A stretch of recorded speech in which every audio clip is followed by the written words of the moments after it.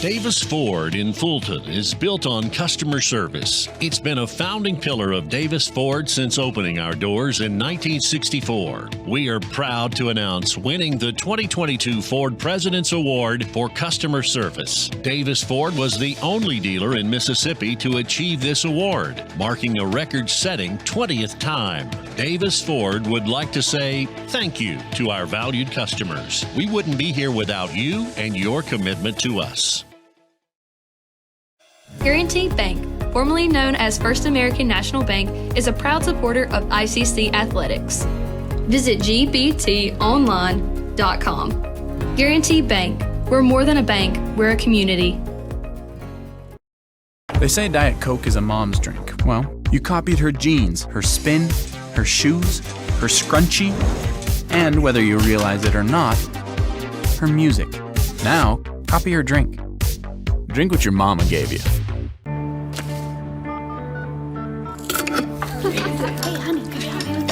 Today tastes like staying in. And it never tasted this good. Davis Ford in Fulton is built on customer service. It's been a founding pillar of Davis Ford since opening our doors in 1964. We are proud to announce winning the 2022 Ford President's Award for Customer Service. Davis Ford was the only dealer in Mississippi to achieve this award, marking a record-setting 20th time. Davis Ford would like to say thank you to our valued customers. We wouldn't be here without you and your commitment to us.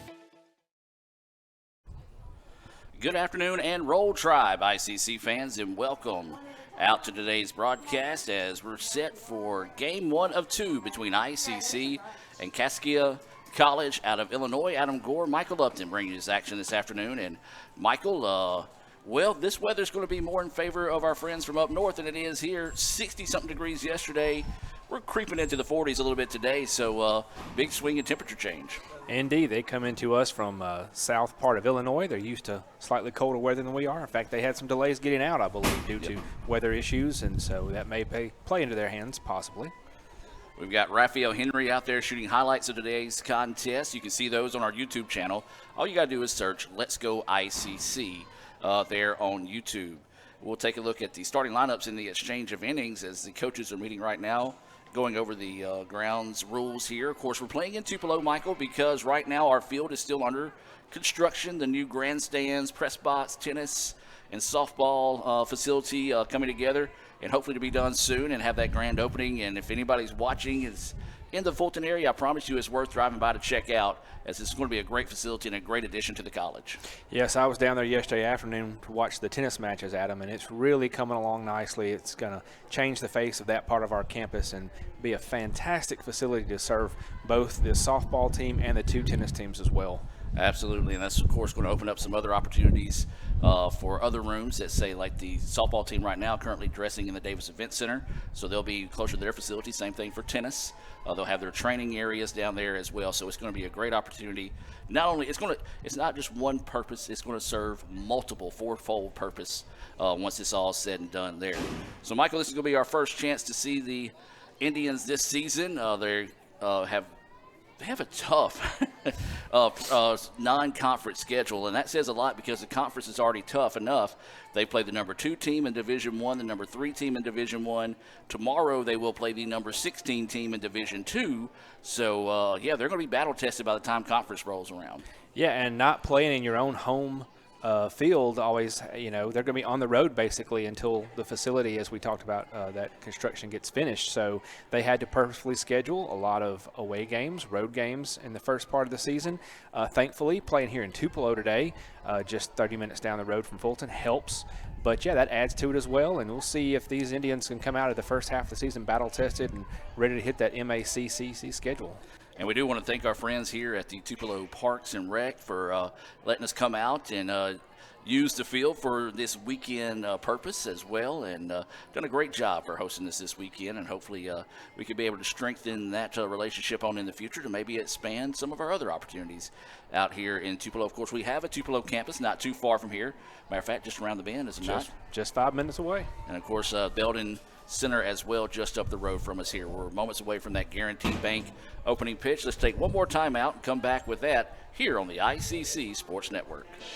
Davis Ford in Fulton is built on customer service. It's been a founding pillar of Davis Ford since opening our doors in 1964. We are proud to announce winning the 2022 Ford President's Award for customer service. Davis Ford was the only dealer in Mississippi to achieve this award, marking a record-setting 20th time. Davis Ford would like to say thank you to our valued customers. We wouldn't be here without you and your commitment to us. Guaranteed Bank, formerly known as First American National Bank, is a proud supporter of ICC athletics. Visit gbtonline.com. Guaranteed Bank, we're more than a bank, we're a community. They say Diet Coke is a mom's drink. Well, you copied her jeans, her spin, her shoes, her scrunchie, and whether you realize it or not, her music. Now, copy her drink. Drink what your mama gave you.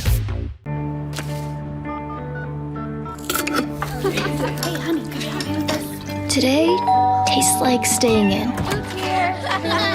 And it never tasted this good.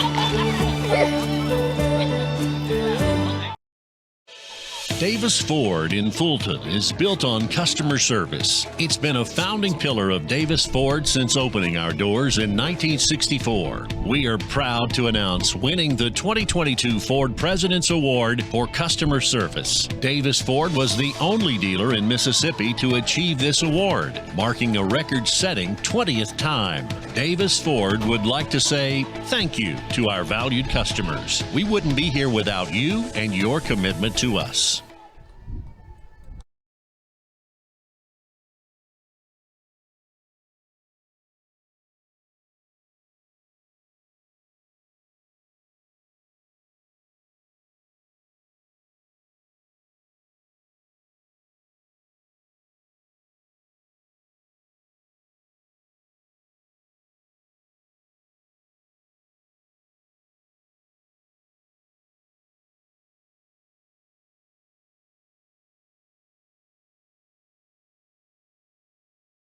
I do. This is her 6th appearance of the year. She start her 5th start of the year. She comes in a record of 1-3, 2 complete games with 22 innings pitched. That pitch missing low and outside for a ball. She has an ERA of 5.73 on the year, having given up 29 runs, 18 of those earned, walked 16, and struck out 11. So 1-2 now is the count. This is Milligan at the plate. She takes a healthy swing and a miss there for our first Renaissance Bank strikeout of the day. Renaissance Bank, they are the bank that understands you. You can find out why by visiting renaissancebank.com. Got her on that rise ball there, Adam. Just kind of lifted up at the end, and she couldn't lay off of it. Well, one thing that you and I were talking about, Upton, before the game was how this is the first game of the year here for Kaskaskia. And we were talking to the South Suburban coaches yesterday, who, by the way, are taking on Northwest over on our Facebook page. That's Skaggs with a single out to right field. I don't know if that's been the same case for Kaskaskia, but South Suburban had only been on the field once all preseason, so this was some of their first times being on the field this year, so that was the case there. But that was Skaggs, the center fielder, who just hit a line drive out to right, runner on first, now with one out. This will be Colvis, the shortstop, batting. And runner's going to go. The throw down is left short, and that'll be a stolen base there for Skaggs. And so the Blue Angels aggressive on the bases here early. And Skaggs with the stolen base. Colvis, the shortstop, at the plate. We'll give you the starting lineups for both squads in the exchange of innings. As that pitch in the dirt. I believe 2-0 now is the count. Yeah, Adam, both these teams come out of Illinois, and of course, we've had some not so great weather this winter since the holiday break, and I imagine they have not been able to get out there, like you said, and really get out there and stretch themselves and get these games in like we have. Well, we compared the weather yesterday from here in where South Suburban's from, and it was only a mere 32 degrees difference with us being in the 60s and them barely being in the 30s. Yeah, It's kind of hard to imagine. But again, South Suburban coming out of the south side of Chicago, about an hour south of downtown, and Kaskaskia coming from southern Illinois, about an hour and a half east of St. Louis. So now the count goes 2-1 here on Colvis. And that pitch is going to miss a little low. And I believe the count now is at 3-1. Kind of have to await the umpire to see, kind of get used to his gestures back and forth and when he shows and when he doesn't show the count. It's kind of turned sideways from my vantage point, as this one's fouled back off the netting, and I believe the count's going to go full here at 3-2. It should be 3 balls and two balls foul back. Again, no stats on the Blue Angels, as this is their first appearance. And so now full count here, 1 out, runner at second, Shaw set to deliver. And just misses. Well, it's one of those that if you're Milligan, you probably want to go back and say, hey, you called that a strike on me earlier. So first walk of the game issued there, and now runners on first and second. We have an external mic. We're indoors, so if it does sound a little weird with us, with no kind of audio or nat sound with it, we do have one running downstairs as far as we can to pick up a little bit of ambience. As you can hear, the wind is actually blowing into the faces of the batters here this afternoon. If you look at the flagpole out there at the fire station in center field, as this pitch is popped up, trouble as it lands on top of us here in the ICC Alumni Association and Foundation broadcast booth to even the count up at 1-1. So 1 ball, 1 strike. Shaw in the circle. This is Russell, the catcher, at the plate.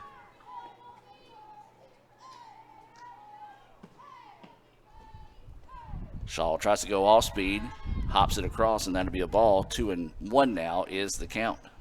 Yeah, that pitch got away from her, got really inside on Russell, not where she wanted to locate it. So now 2-1 is the count. 1 out. Runners on first and second here in the top of the first. This pitch lifted deep left field. Left fielder's going back, and it is gone out of the ballpark. A 3-run home run, a towering shot off the bat of Russell. And that's what you want to do there if you're – I have to keep an eye on the nat sound just in case, because it is in a heavy trafficked area. But, yeah, Michael, if this is your first game of the year, you want to try to get out to a positive start, don't get much more positive than that right there. A monster 3-run home run down the left field line, 3-0 now, Kaskaskia.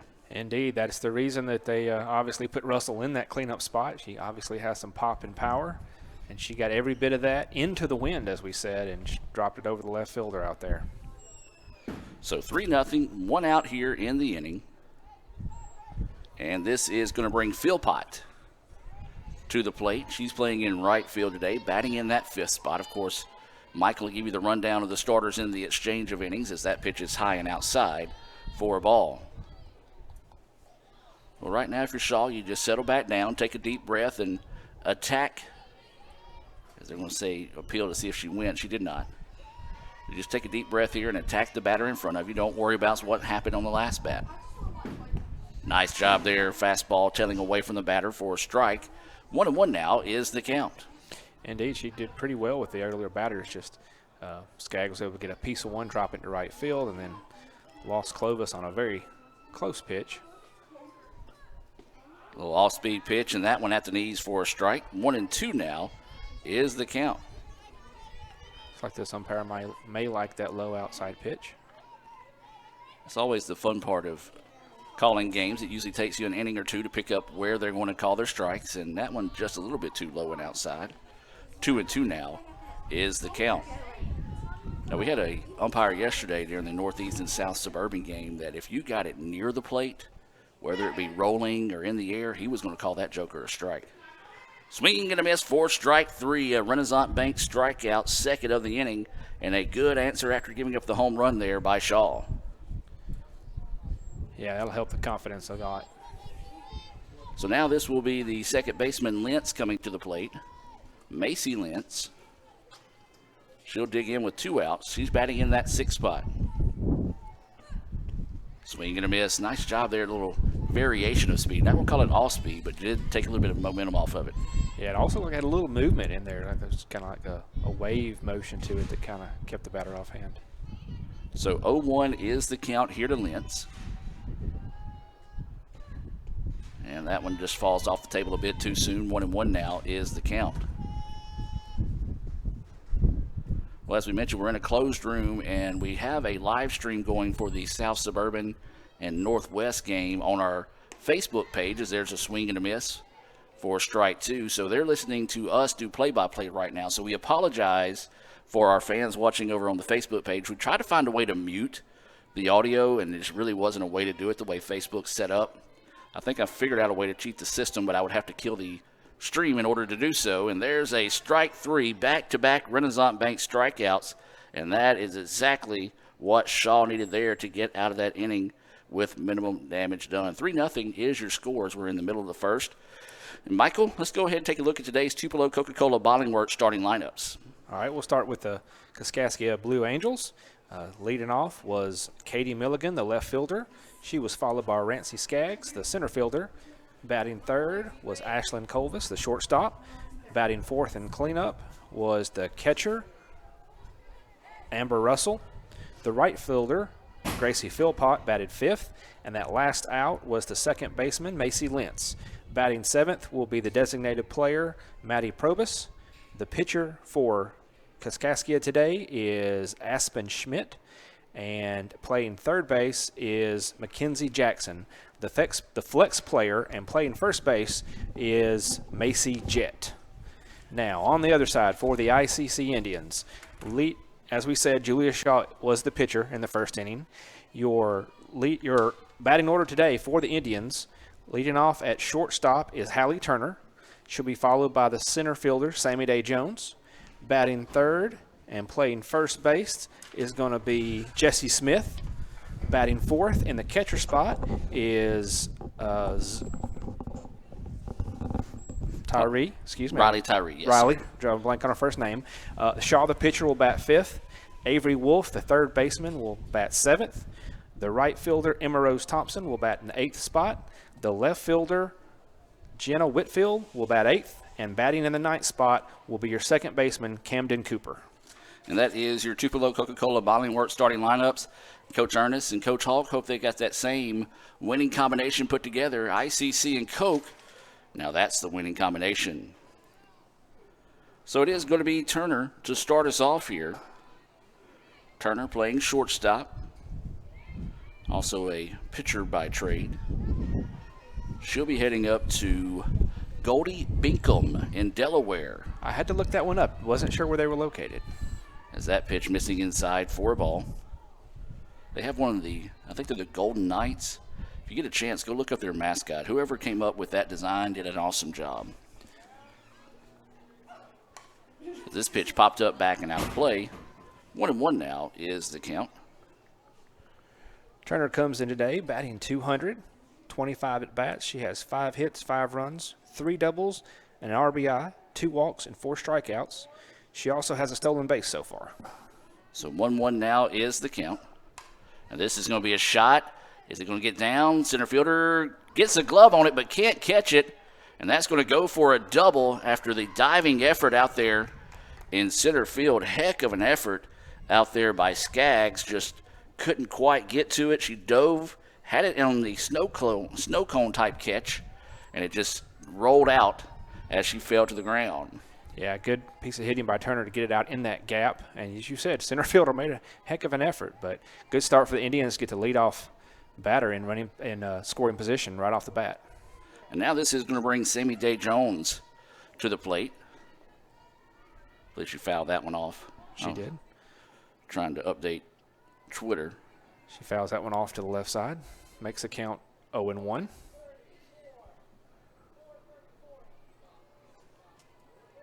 So 0-1 is the count here to Sammy Day. Indians with a runner at second. That pitcher's going to miss low and outside for a ball. Evens things up now at 1-1. Turner getting a healthy lead once the pitch is released. Trying to see if she might take any advantage of any opportunity of any pass ball to get on over to third. So that pitch clips the outside corner for a strike. 1-2 now is the count. Again, that low outside pitch this umpire clearly likes against the left-handed batters as well as the right-handed batters. Schmidt is in the circle here for the Blue Angels. This isn't the first time these two teams met, as there's one swing and a miss, and after that last pitch, you kind of have to protect the plate on those, and Sammy Day comes up empty, and that's a Renaissance Bank strikeout. Renaissance Bank, they are the bank that understands you. You can find out why by visiting renaissancebank.com. Now this is going to be the first baseman, Jesse Smith, coming to the plate.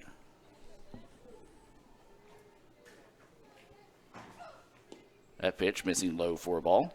Smith comes in leading the Indians with an average of .346, 9 hits with 4 doubles and 3 RBIs, a walk and 2 strikeouts so far this year. So 1-0 is the count. Again, if you hear random conversations, it's where the microphone is out in the open. Is that pitch a good one upstairs, but in the zone for a strike? And now someone's trying to move our microphone. Blue Angels showing some good defense there after Smith showed she might bunt. 1-1 is the count here to Smith. Runner at second. Takes a healthy chop at that one, pops it up, back and out of play. And now the count goes 1-2. Really want to see her be able to get a hold of piece one, drive one in after giving up the 3-run homer in the top of the first. The Indians definitely want to get on the scoreboard to keep things as close as possible early on. This one shot down the right field line. If it stays fair, it's trouble. And it is, and that's going to drive in a run. And it's going to be a double. Nope, they're going to ask her to get 3, and Smith is going to get a stand-up triple. Stand-up triple RBI. Easily had that. Throw came in, and second baseman didn't handle it cleanly, but I don't think there'd even been a play there. So an RBI on that one. And, Michael, you said it, ICC needed to find a way to at least get some type of answer here in the bottom half of the first, and that was a big one there. And not only that, now the runner even closer to home. And so a base hit here would score a run, as this is going to bring up Riley Tyree. Tyree is battling through a shoulder injury here early on in the season, but not wanting to use that as an excuse. She's fighting as hard as she can to help the team here. She swings on this one, pulls it foul and out of play for strike one. Straightens that one out, and that's going to be trouble as well. She comes in with a healthy .444 average today. 8 hits, 3 doubles, a triple, 6 RBI, leading the Indians coming into today. No walks and only 1 strikeout. So she's in that 4th spot for a reason. And that's what I wanted to mention. Like I said, battling through that hurt shoulder while doing all that as well. Tyree drills one to the shortstop. There's only one play. Bobbles it, but is able to pick it up and say they got the out, 6-3, but it does score the run. So a productive out there for Tyree. Makes it a 3-2 contest now in favor of Kaskaskia. And now this is going to bring up Julia Shaw. Shaw batting in the 5th spot, the starting pitcher today here for the Indians.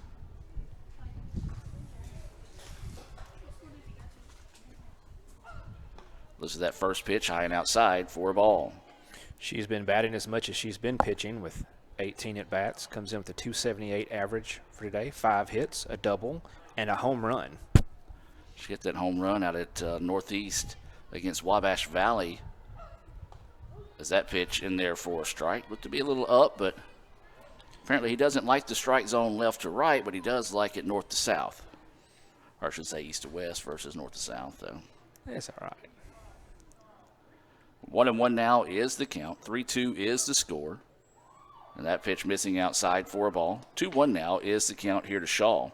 We do welcome all those that are watching in favor of Kaskaskia this afternoon. We'll have both games coming your way here on the ICC Sports Network. And as always, we welcome those that are watching in favor of the Indians. This ball popped up. Center fielder calling everyone off, and she can't get to it. Ball will drop as she made another diving effort. And that will go for a single. Yeah, she had a lot of ground to cover and really had the better play than the second baseman trying to come backwards, but just couldn't quite get there. So a nice C and a single, yeah, a drop single for Shaw. That was a long run for her. And as you said, I think it was her ball because it was really in no man's land. And I tell you, it's really confusing with how deep the turf is on the field when you're used to playing on a softball field where that's going to be grass. So you'll know kind of where you're at and the wherewithal of where your teammate is in comparison to where you normally are when you've got what seems to be this turf deep in the outfield. And Skaggs is playing very deep in center, so that's meaning she's got a lot of ground to cover for these runs she's making. Quick meeting in the circle here. We do want to remind you of some more of our sponsors this afternoon. That's going to be the ICC Alumni Association and Foundation there. If you would like to support ICC softball, you can do so by visiting iccms.edu/Indian Club. You'll see your options there. You select softball, or if you enjoy the broadcast enough, you can select sports information and donate there as well. Those would be greatly appreciated. Why not give to both? Yeah, that's an even better idea. Or anything that you have interest in ICC, we'd be glad to talk to you and help you out on that. Of course, on the foundation side, you can give towards scholarships, endowments, and much, much more. I'm talking about it like I know what I'm talking about. I should hand this off to you because, well, that's your job at the college. Yeah, but, that's good. We're grateful for all that support our athletics and our academics and all aspects of Itawamba Community College. So now this is going to be Wolf at the plate. Takes that first pitch inside. Or actually, it's 1-1 now is the count.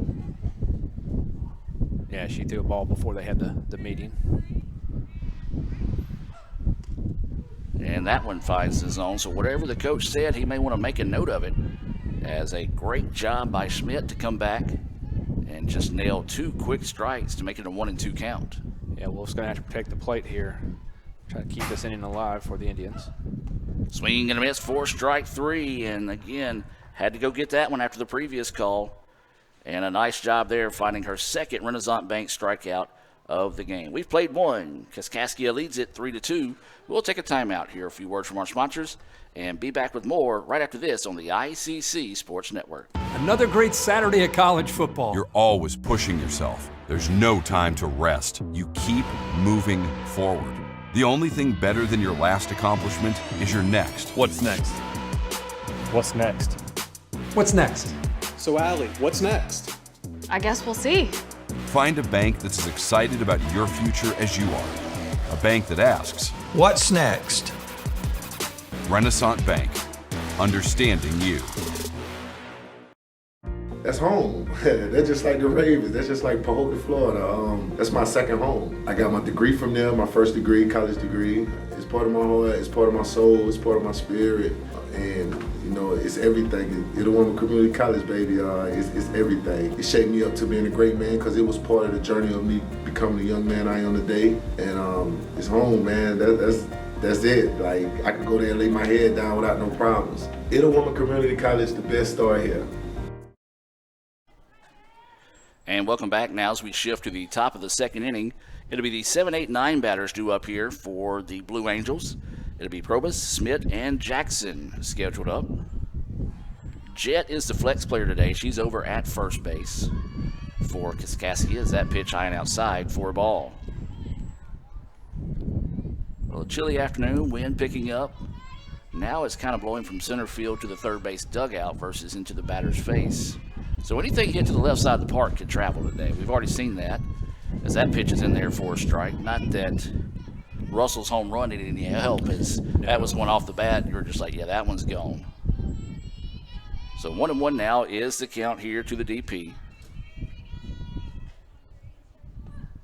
Swinging and a miss, strike 2. Got her to chase that outside when they really, honestly, thought Smith's triple was going to get out. It did fall right at the fence and, maybe a foot and a half from not clearing it and getting her own home run today. That one drops outside, makes the count 2-1. 2-2. 2-2, excuse me. Yeah, again, the home plate umpire doesn't give us much of a... He gives very few signals. Yeah, very few signals on that. So 2-2 now is the count. As this one fouled back and we'll stay at 2-2. Trying to update Twitter for us while doing all this other stuff. Typically Cal Brown's taking photos and updating Twitter, but he's moving into his apartment. He's put him off for a few weeks, and there's a swing and a miss for strike 3. That's back to back to back Renaissance Bank strikeouts now for Shaw. She's got 4. But Cal, he originally scheduled it for today. He's like, hey, we don't have any games today. Is it okay? I'm like, yeah, that's cool. And, of course, in true tradition at this time of year, it gets added. A game gets added. So we do hope Cal gets moved in, and he said he's going to try to be out here tomorrow. As this pitch fouled back for strike 1. Any fan of ICC spring sports, whether it's softball, baseball, tennis, whatever, knows that you're always subject to weather, additions, subtractions. The schedule is always in flux. And so now, this pitch on its way from Shaw. A little screwball falls in there for a strike. 0-2 now is the count. It's nice to see her get that inside pitch to stick, where she's got a lot of work with the outside pitch, but good to see her be able to work both ways now. Not a bad pitch to miss there. See if you can get her to chase one.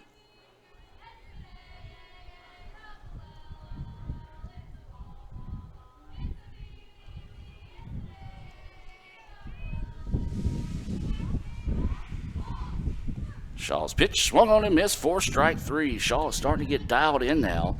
That is 4 straight, 5th of the game for a Renaissance Bank strikeout. Find out what's next by visiting renaissancebank.com. Yeah, dialed in is a good way to put it. She is finding ways to get after these batters inside and outside, up and down, finding all the spots. She may have needed a few batters to dial into the umpire like we did. And that pitch is in there for a strike.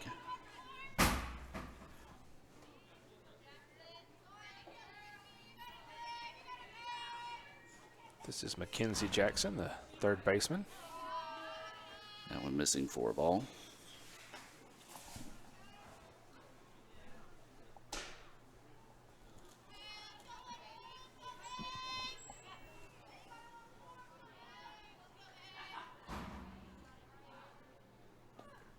So that pitch missing inside, as now 2-1 goes the count.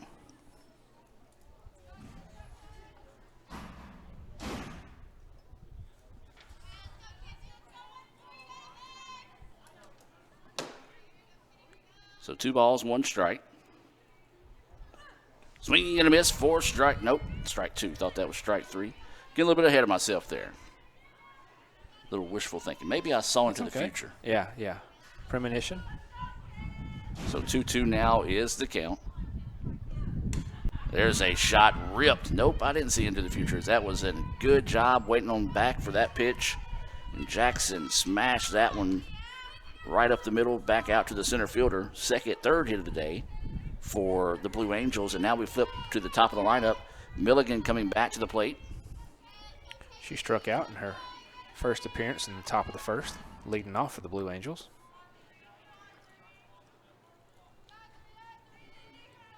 So she'll dig in with 2 outs and a runner at first. That pitch clips that outside corner for a strike. 0-1 the count here to Milligan.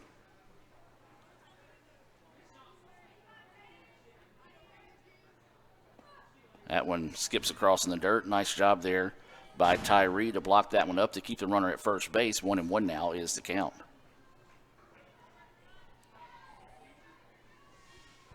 So 1 ball, 1 strike, 2 outs. Runner at first. We're in the top of the second. 3-2 Kaskaskia with the lead over the Indians. Pop up. Shortstop gets it, and that will do it. Nice job of leaping up and making that out over there at short by Turner. And so the Indians get, I won't call it a jam, but they get a 2-out single. They get out of that without any damage done there. We'll head to the bottom of the second. But before we do that, let's hear a few words from our sponsors and be back with more right after this. Everyone has a unique story to tell. Maybe your story has you performing your new song in front of a crowd, getting to play your favorite sport, or enjoying a horseback ride in the country. At Orthopedic Institute of North Mississippi, our group of skilled surgeons understand your need to continue your story. That is why we are the preferred choice for orthopedic care. Thank you for choosing us. Our story is you. Orthopedic Institute of North Mississippi. Kirk Herbstreit is a man of many talents, not only an athlete and a sportscaster, but also a skilled swordsman. A master chef. Needs more lavender. A wonder at word games. 2 tries, every time. But his true talent lies in the art of banking. With Renaissance Bank's great products, rewards, and easy-to-use online tools, every transaction is a masterpiece. You might refer to Kirk as a Renaissance man. But I call myself a Renaissance man. Welcome back now as we shift to the bottom of the second inning. Kaskaskia leads it 3-2 for ICC to be the 7, 8, 9 batters due up. Thompson, Whitfield, and Cooper. Emma Rose will start us off here. Swings the first pitch she sees, grounded to the third baseman. Awkward hop, able to reel it in. Throws it over in time for the out. 5-3 for those of you that are scoring at home for out number 1. Unfortunately for ICC, Smith getting an out on 1 pitch. It's great for her, but we need to stretch those at-bats out a little longer than that.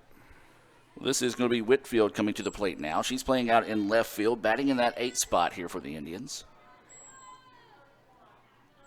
And she'll dig in to see if she can spark these Indians back. 1-run contest here in game 1 of 2. That pitch missing high for a ball. Whitfield comes in with limited plate appearances, but she does have a walk, a hit, and 2 runs scored on the on the year. One of those that Coach Ernest and Coach Hawk still trying to fill out that lineup and find that best 9 or 10 that work together in that lineup as a pitch in the dirt. I shouldn't say in the dirt, in the turf for ball 2. In the brown turf. So 2-0 is the count now here to Whitfield. Nice pitch there as Whitfield looked like she was taking the whole way that time as Schmidt just reached back in her hip pocket and zipped that one across for strike 1.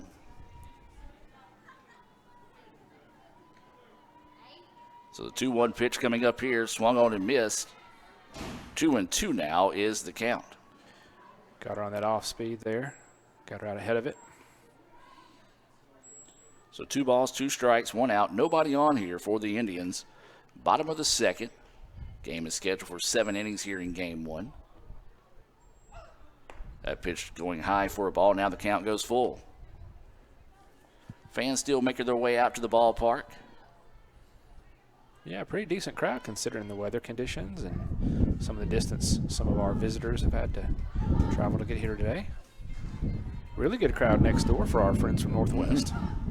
Swinging and a miss for strike 3. Nice job there by Schmidt to come back and pick up her 3rd Renaissance Bank strikeout of the game. Fans remember, don't know if the Kaskaskia fans have seen this, but I know ICC fans have seen this.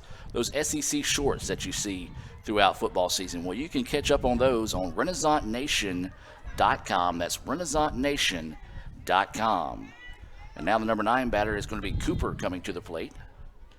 With 2 outs, nobody on base, takes that first pitch low and outside for a ball. Cooper comes in with a healthy .350 batting average for the Indians. She's got 7 hits, 2 doubles, 2 RBIs, 2 walks, 2 strikeouts, and a stolen base so far this year. So 1-0 is the count here to Cooper. And swing and miss on that one. Good location, knowing that she's a slap hitter. Just put on that outside edge, couldn't catch up with it. And that defense expecting the slap hitting style, playing very far in, ready to charge anything that she gets a hold of. And this is going to be dropped over the head of the third baseman as they were charging in. Got just enough of it to put it out there and get the base hit. 4th hit of the game there for the Indians. A clutch 2-out single as we'll flip now back to the top of the lineup with Turner coming to the dish. She had a double the last time up. Yeah, that's a nice piece of hitting there. They're expecting you to slap hit it. You just drop it right over the head. Get on base, keep the inning alive for the Indians. So now with 2 outs and a runner at first, this is Turner. Listen to that pitch low for a ball. Now this is some quality competition. You know, we talked about how tough ICC's preseason or pre-conference schedule is. Kaskaskia made a deep run in the World Series last year. I believe they made it to the 2nd elimination round of the tournament. So that pitch in there for a strike. 1-1 now is the count. So this Kaskaskia team is not a team that is unfamiliar with success, as they've had a very proud program over the years as well. Shot, and it's going to get past the diving third baseman. And that's going to be back-to-back singles now. 2nd hit of the day there for Turner. Yeah, she is seeing that ball well. That double was into a gap. This was between the shortstop and the third baseman. She's really putting it in good spots today. So now this will bring up Sammy Day Jones, the center fielder. She struck out looking in her first at bat, looking to redeem herself here to see if she can possibly tie this game up here. Sammy Day swings on the first pitch she sees, fouled off towards where Northwest and South Suburban is playing right now for strike one. Of course, for ICC fans, we'll have that game right back here tomorrow on the Red Channel. Foul ball from our friends next door. As that pitch missing low for a ball. That one hit and actually rolled down one of the awnings. Sounded like a bowling ball. Of course, they probably didn't hear it over the broadcast, so they're probably like, what are you guys talking about? 1-1 now is the count here to Sammy Day. She looks at that pitch high and outside for a ball. 2-1 now is the count here on Day Jones. Good to see her patient in that spot. Really knows the opportunity here to keep this inning alive. 2 runners on. Needs to try to get at least one of them in and tie this game. 2-1 offering. And that one's going to miss low. 3-1 now is the count. 2 outs here in the inning. Runners on first and second for the Indians. The center fielder, Day Jones, hits this one, and it's going to drop. Are they going to test the arm of the center fielder? Yes, they are. And that throw is going to be up the line, and they're going to try to get back to second. They will in time, and we've got a tie ball game. Yeah, nice piece of hitting there. I just saw the Kaskaskia coach try to tell his outfielders to come in, and they didn't get there quick enough. So RBI single there. Good piece of hitting and scoring by the Indians. Yeah, clutch 2-out hit there from Sammy Day Jones. Makes it a 3-3 contest now. 2 outs in the inning, and here comes Jessie Smith. She had a triple in her last at bat. The Indians would love to see her duplicate that here. A triple that just missed being a home run. So that pitch missing outside for a ball. Now, of course, if you're a Blue Angels fan, you would love to go ahead and find that exit here with 2 outs in the inning and just try to keep it a tie contest right now. Smith's pitch on its way. This one lifted, and it's going to be trouble. It's going to drop. Is this going to score another run? And they're going to hold the runner at second. And back-to-back-to-back singles now. Both those last 2 with RBIs, and ICC takes their first lead of the game. And just a lot of great 2-out hitting and 2-out scoring, which is fantastic for the Indians. So now this will bring up Riley Tyree, who grounded out to the shortstop, but it was a productive ground out because she drove in a run. So the Indians trying to keep the merry-go-round spinning here. 4-3 now is the score. That pitch just missing high for a ball. You've got Day Jones at second. Smith is at first.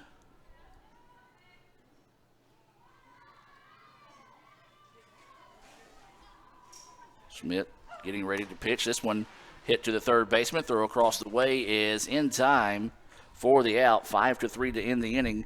But the Indians score 2 runs on 4 hits, no errors, and 2 left on base. We played 2 complete here in Tupelo. ICC leads it 4-3. We'll take a break and be back with more right after this.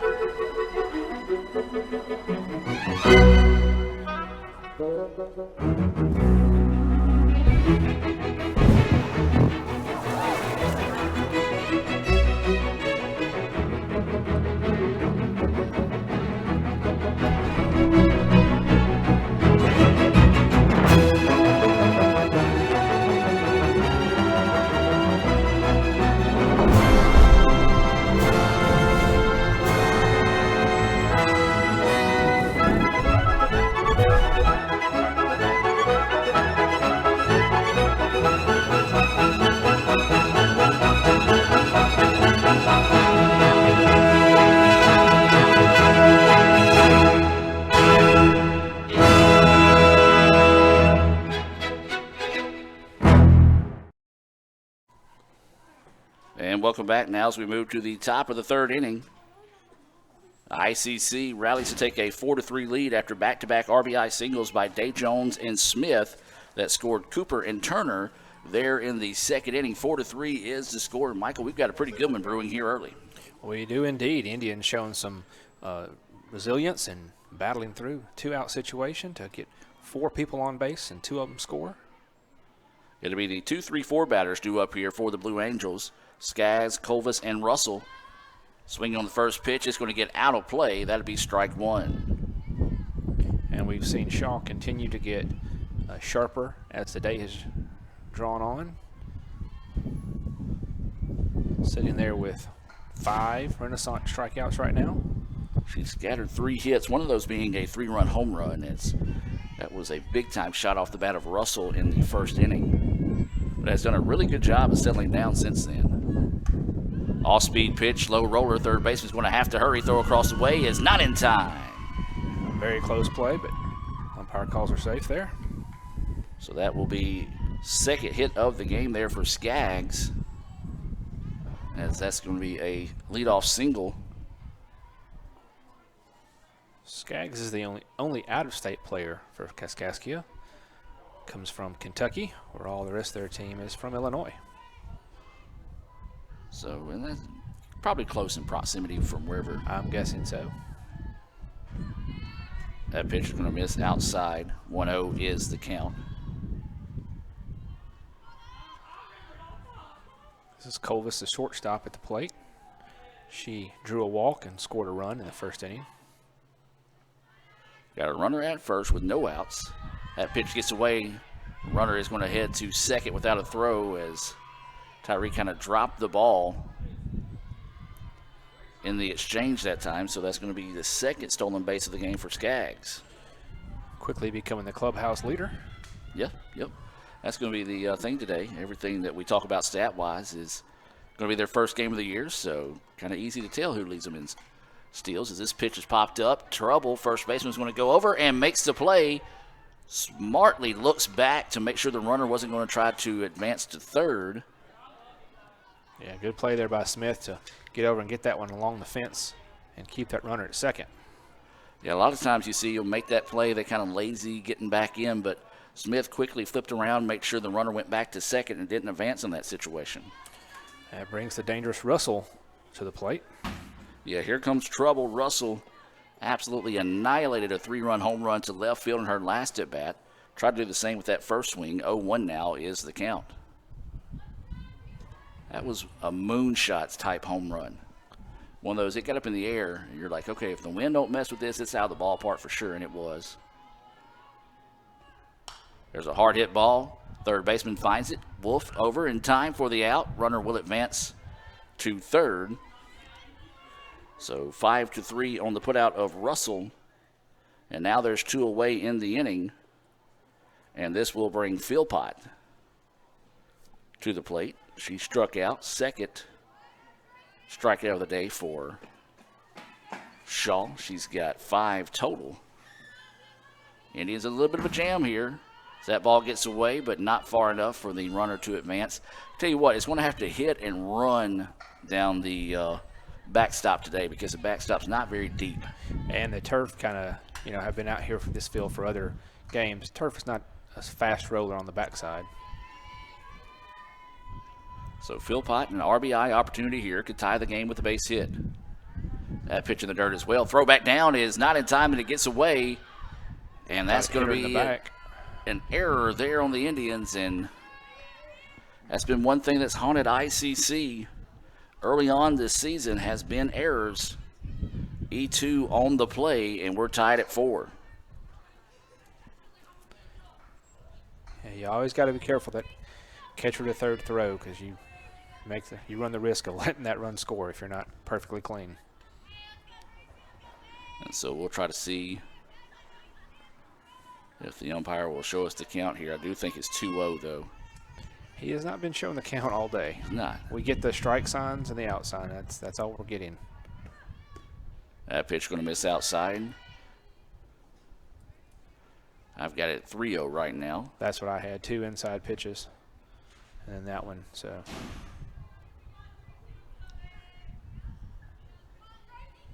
So waiting the 3-0 pitch here.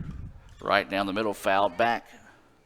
Really surprised if you're an aggressive hitting team, though, if you get something you think you can tee up, And that was a pretty good pitch to swing on there at 3-0, but now the pitch fouled back. 3-1 is the count. Yeah, when you hit moonshots like that, you probably have a green light. This one fouled back off the top of the net. And 3-2 now is the count. Nice job after falling behind 3-0 on Philpott to come back and force the count full here by Shaw.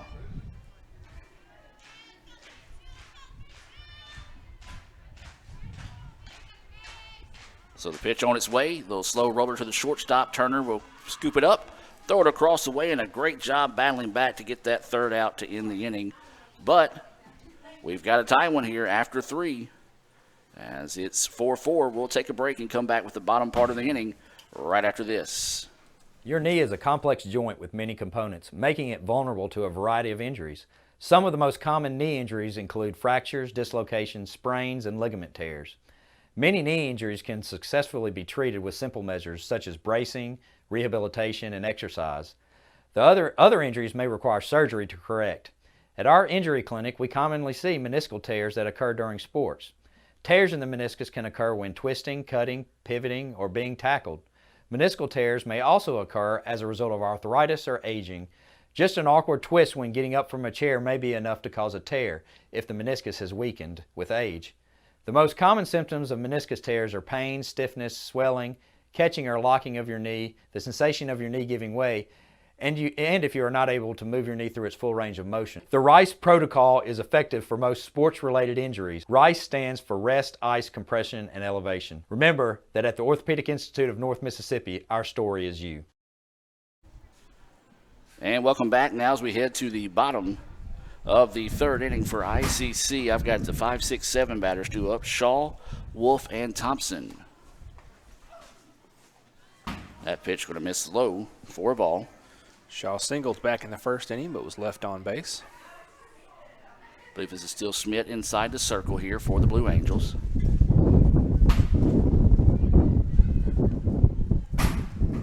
The first game of the day just went final between Northwest and South Suburban, but the scoreboard cleared out on me too quick to see what the final was. Our score here is 4-4. I'm going to kill a little bit of that gnat sound just in case with the players coming through at the end of the game. Is that pitch going to miss for a ball? 2-1 now is the count here to Shaw.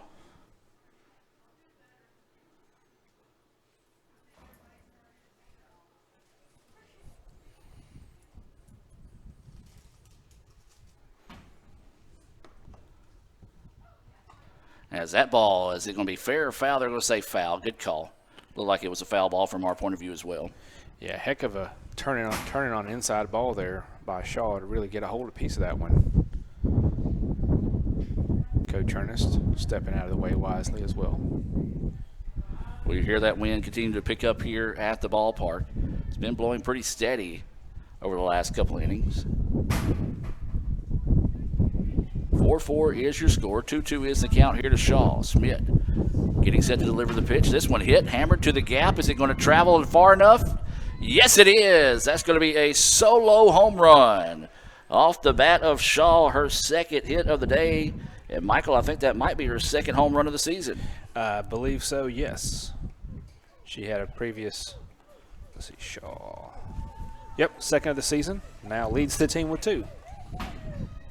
And so a big way to start there, and especially helping your own cause inside the circle as Shaw gets her second hit of the day. A solo home run out to right center to start us off here. And so with no out, nobody on, this is going to bring up the third baseman, Wolf, who struck out to end the first inning now, as this has been a pretty good back and forth ball game. It has. Shaw got did a nice job getting a hold of that one, just drove it straight out over that gap in right center. Pitch inside for a ball. This is Wolf at the plate. Wolf will be going to Belhaven next year. She signed the other day, so say congratulations to Avery. As this pitch fouled off and out of play. 1-1 is the count. Yeah, it's always great when our ICC Indians of any sport can get that signing down and move on to the next level, and shows the hard work and dedication our coaches are putting in to help our student athletes continue to succeed and continue their careers. 1-1 is the count here to Wolf. Flares this one out. Could be trouble. Right fielder's not going to be able to get to it, and that'll be down for a hit. Well, the Indians' bat starting to come alive here, as that was a big-time hit that just kind of just went over the head of the first baseman, put them where they ain't, as they say down here in the South. And that's going to go for the second hit of the inning here, and now this is going to bring up Thompson, Emma Rose Thompson, to the plate. She grounded out to the third baseman in her only at bat so far in the contest. That pitch in there right down the middle for a strike. 0-1 is the count here to Thompson. I was going to mention it, but Avery went ahead and kind of got out of the at-bat with the single there. I was going to say, I think that when I interviewed her for her signing, that was the first time I've ever heard her speak. As there's going to be one over the head of the second baseman. The hits keep coming here for the Indians. The Indians are really seeing Schmidt really well right now, with the exception of that 5-3 ground out to end the second inning. That would basically be 7 hits in a row, only broken up by that one ground out.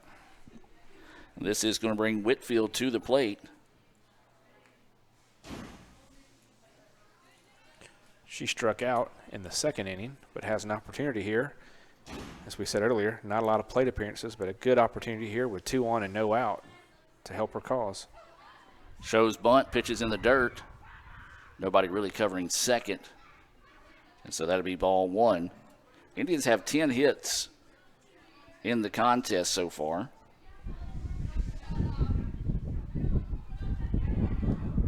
Everybody but Whitfield has put the bat on the ball here.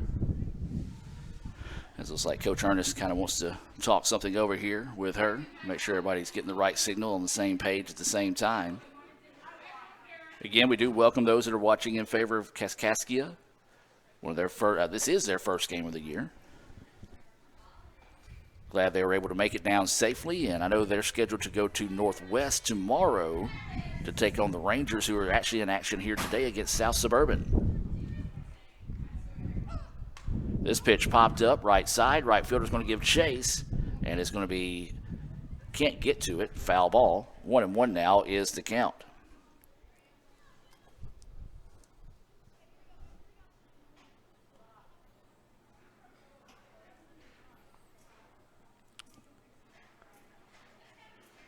Outfielder's playing her kind of medium depth.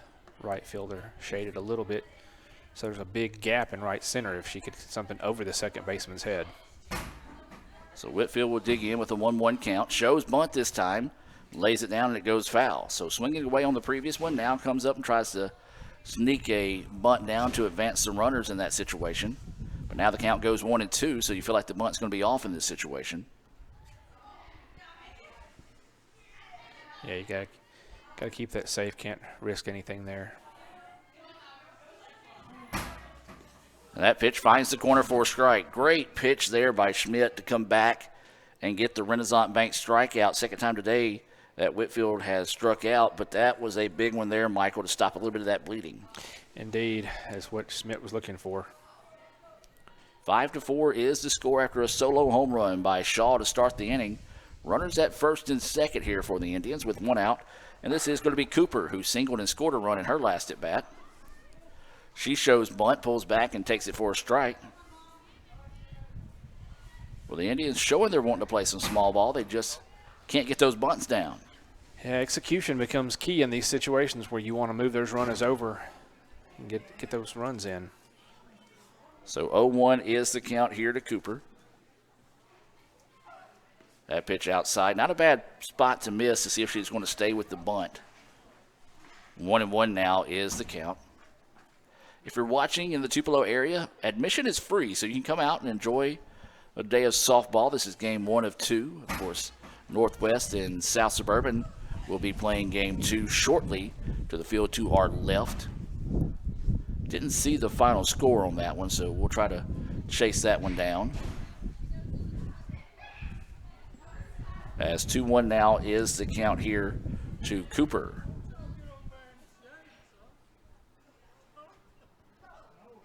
There's a slow roller, going to be trouble. Shortstop's going to come up, throw it over. It's in time. Basically works like a bunt. Great job over there at short by Colvis to come up and make the play 6-3 for those scoring at home for out number 2.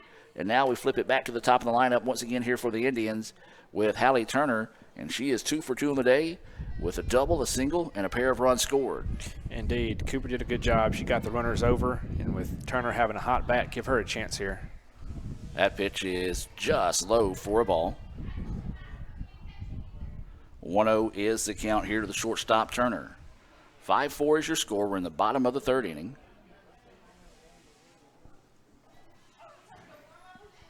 That pitch across for a strike.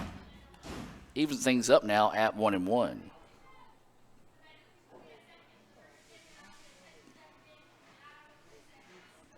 So 1 ball, 1 strike, 2 outs. Runners on second and third here for the Indians. Trying to pick up an insurance run here with a 5-4 lead in the bottom of the third inning. That pitch high. 2-1 now is the count.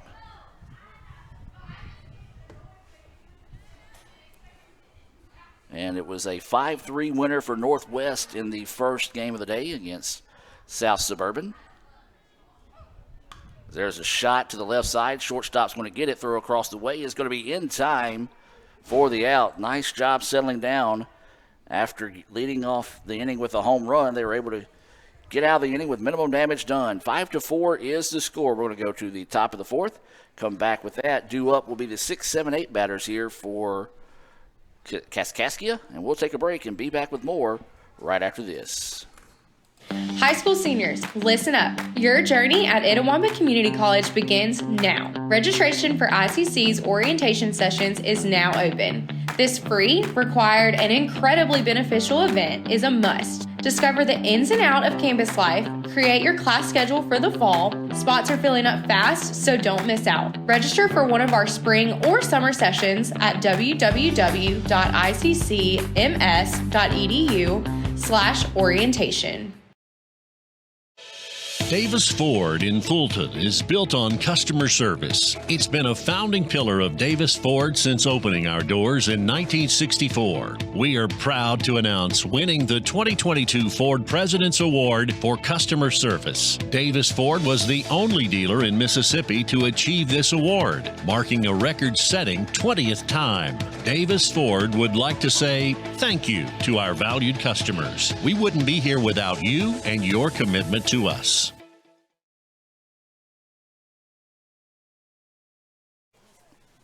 And welcome back now as we move to the top of the fourth inning. A move I think that they made previously, or may have made it at the beginning of the game. I think Tyree now is officially the DP, and McLean is catching here.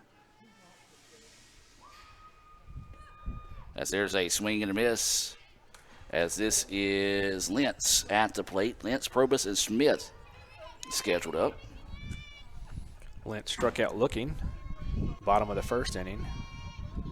Allowed Shaw to close that inning up and get out of it. That pitch missing outside for a ball. 1-1 is the count here on Lentz. Off speed, and that was a beauty. That was a very nice pitch, Adam. So now the count goes 1-2 here. It's one of those, looked like it was about to drop, and at the same time it kind of just took off at the last second and climbed the ladder. So 1-2 now is the count here on Lentz. So Lentz got to protect the dish here. Not a bad spot to miss when you've got a pitch to throw away. If she chases that one, it's just going to be a dribbler to first or a foul ball at worst. But a good eye on the part of Lentz. 5-4 is the score. Swing and a miss for strike 3. Another Renaissance Bank strikeout, the 6th of the game there for Shaw. Bring up Probus, Maddie Probus, the designated player in today's game. First game, she struck out to start the second inning. The middle of a 4 strikeout series for Shaw. A little pop up Third baseman can't barehand it as it kind of popped out of her hands there. That one has some wicked spin on it. Looking like a Jim Ingram sand wedge hitting the green. It kind of hit and backed up immediately. So it had a lot of backspin on it there. Hey, real quick, we got a special person watching today, watching with Coach Kirk. Levi is out there watching. So we got to give a shout out to Levi for cheering on the Indians this afternoon, as that will go down for a single for Probus. And so now, see what they're going to do out there. Sammy Day is out there messing with Ralph in center field. And now she's going to go talk to the camera out there. I wish we had it hooked up. I think we may have something to look forward to on the highlights. There's no telling what Sammy Day Jones is doing out there. If you know Sammy Day. Like Ralph is going to pick up that home run that that's Shaw hit earlier. Shaw's home run. So getting that one in, getting it thrown back into the dugout. So shout out to Levi. Appreciate him tuning in and everyone else that's checking in this afternoon in support of the Indians or support of the Blue Angels as well. Happy to be able to bring that broadcast for those that may have not been able to make the trip this afternoon. We'll have both games coming your way. And we're always glad to have everyone check in with us. Let us know they're watching. So if you're out there, chime in to us. Adam will tell you the different places you can reach us. You can do it on Twitter or the app formerly known as Twitter, now known as X. As this pitch is popped up, first baseman will come over and make the play on it. Technically in foul territory for the second out of the inning. But at Let's Go ICC, that's on all of our social media platforms out there, whether it be Instagram, Twitter, or X. Softball page is ICC Softball on Facebook. But, yeah, hit us up on Twitter, at Let's Go ICC, and we'll be happy to shout you out there. That pitch is going to be high and outside for a ball, as this is Jackson. Jackson singled, but was left stranded at first in her only at bat so far in the contest. She's been busy on the field and quite a bit of work at third base. That pitch just missing low. Snap down to throw to first is not in time. She's got 2 or 3 putouts from her defensive position so far in this game.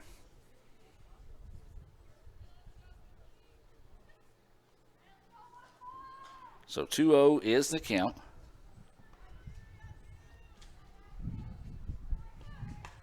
Jammed her, and it's going to be a foul ball. Good pitch, just ran in on the hands of the batter who committed to the pitch there. It was hanging over that edge and then just kind of had a little tail back into the batter there. Yeah, she came around, got enough to get a piece of it, but can't do anything when it's that far inside.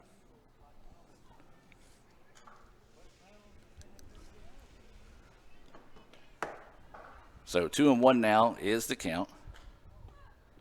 Pitch in the dirt, 3-1 now. Julia just needs to take a step back, find a deep breath here, and see if she can get out of this inning. We're in the top of the fourth, 5-4 ICC with the lead. Runner at first after a single by Probus. This one popped up back, and I believe it's going to it's going to come off the netting. Thought it was going to get out of play. And I tell you this, whoever those fans are watching right there, they had zero doubt that one was going to stay in play because they didn't even try to move. They're very brave, very brave. Or too cold to care. I didn't want to put that out there. You know, they are bundled up and holding tight. We're grateful to have them all out here, but yeah. Absolutely. So now the count goes full at 3-2. And that pitch just missing inside for a ball. Shaw kind of stared down and waited for the call there, and after he didn't make a call, she kind of just like, really, come on. So a 2-out walk now. Runners on first and second. Tying run is at second here for the Blue Angels. And Milligan will come to the plate. She's 0 for 2 on the day. She lined out to the shortstop in her previous at-bat. She has struck out as well. Swings on the first pitch she sees, fouls it off for strike one. Another one of those good inside pitches that just jams up a batter.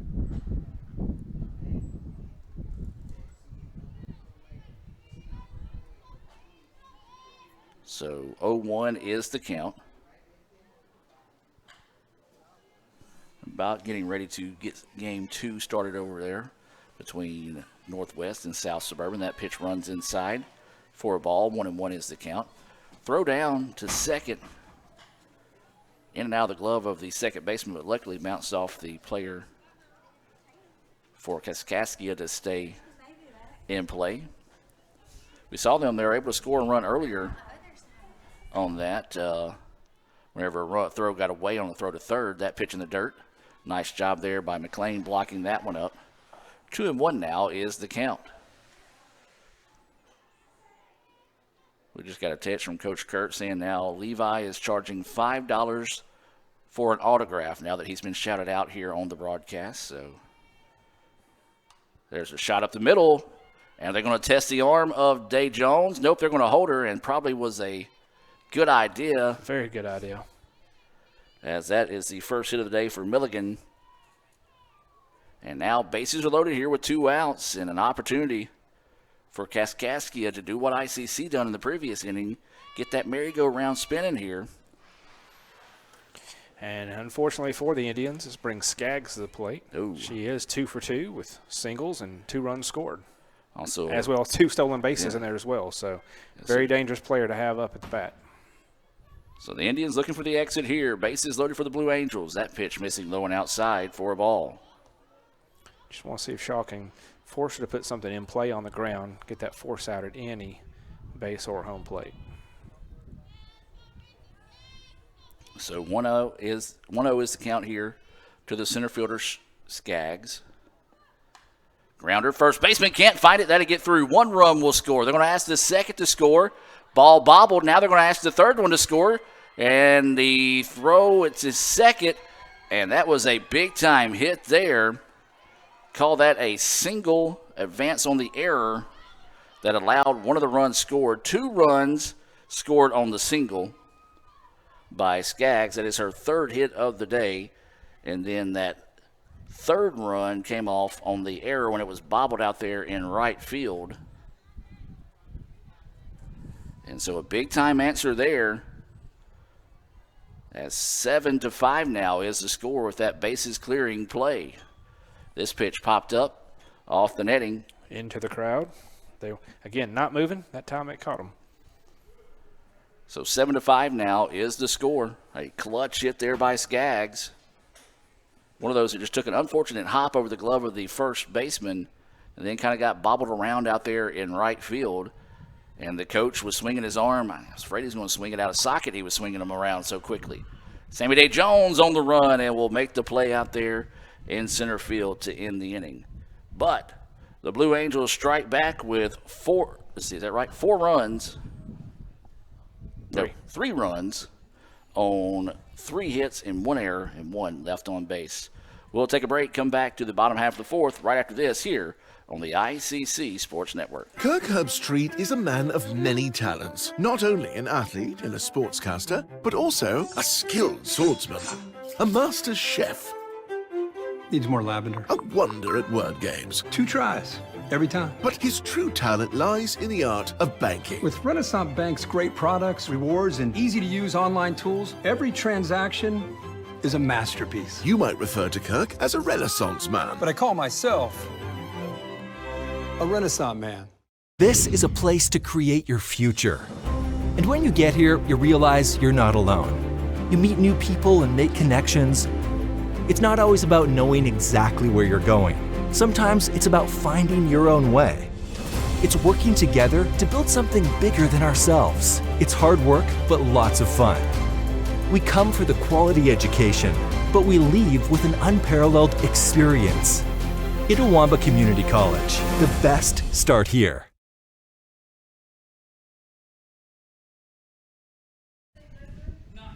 All right, welcome back. We're going to the bottom of the 4th inning here in Tupelo, Mississippi, the game between ICC and Kaskaskia Community College.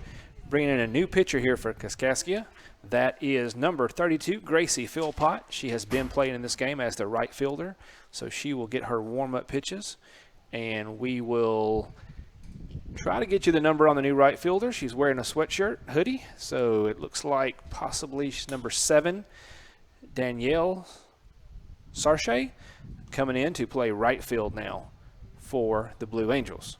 Leading off this inning for ICC, that's going to be the 2-3-4 batters. So Sammy Day Jones, the center fielder, J.C. Smith, the first baseman, and Riley Tyree, who is now in the flex position and batting for ICC, will be your batters. Looks like they have given Phil Pott her necessary warm-ups. So Sammy will step up into the batter's box. She is 1 for 2 today with a strikeout, a single, RBI single, and was left stranded at second base in the second inning. So here's the first pitch for Phil Pott. Up and inside. It's going to be ball 1.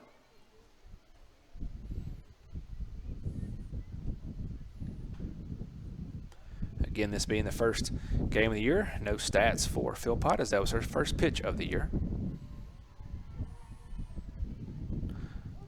Outside, but catches the corner for strike 1. Count goes to 1-1 on Day Jones.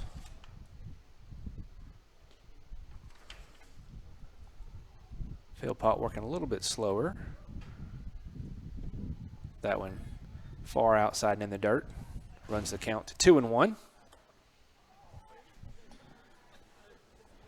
ICC, after giving up those 2 out runs in the top of the 4th, are going to have to battle back here and try to tie this one back up or get another lead. A good back and forth game so far between these two teams.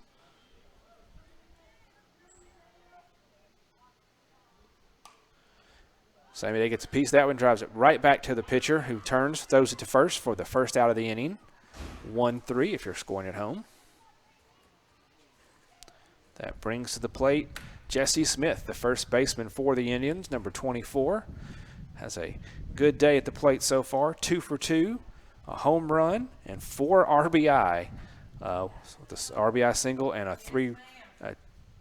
three-run, an RBI triple earlier in the first inning. So Phil Pott looks in, pitches up, ball 1. Jesse with that good eye, just getting ready to, new pitcher here, zone in on her and see if she can keep her hitting streak going. Inside pitch, she gets a hold up, drives it right in the gap. Shortstop Colvis dives but misses it. So that's another single for Smith. She is 3 for 3 on the day, has reached every plate appearance. Unfortunately, with no one on in front of her, that was her first opportunity to not get an RBI today. That'll bring up Riley Tyree in the flex position for ICC. She is 0 for 2 on the day, ground out to the shortstop and the third baseman. First pitch is a little high and outside, but must have caught the corner as the umpire gives that one strike 1. Infield really starting to play in, especially on the right side. Maybe they're expecting something, a bunt or something small just to push Smith over to second. Another high and outside pitch, but this one too far to the right. Evens the count at 1-1 on Tyree.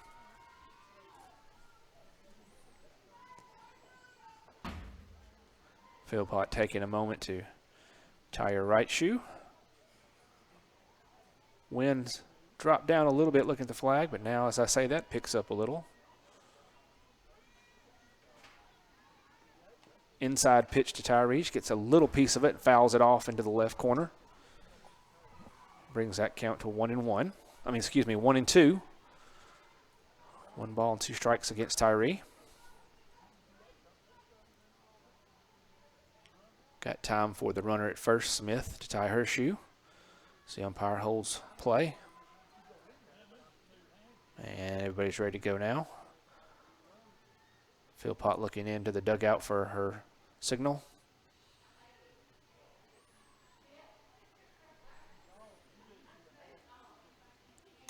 Nice hit right up the gap, and it's going to bounce off the right fielder's glove and keep rolling. ICC is going to turn. They're going to send Smith home. Big play at the plate. Will she get underneath it? She's safe. Go to third. Safe. Umpire slips and falls, but she is safe. The umpire is safe. Everybody's going to check on everybody. So a single RBI for Tyree that she stretches into third base with the ball bouncing off the right fielder's glove into center field and the attempted play at home. So a good for the Indians to quickly get one of those runs back, and with Tyree sitting at third base, opportunity for more as Shaw, the pitcher, comes up, who hit that big home run back in the third inning. See if she can get a hold of another one, drive in another run, tie it up, and at 7-7, and help her cause even further.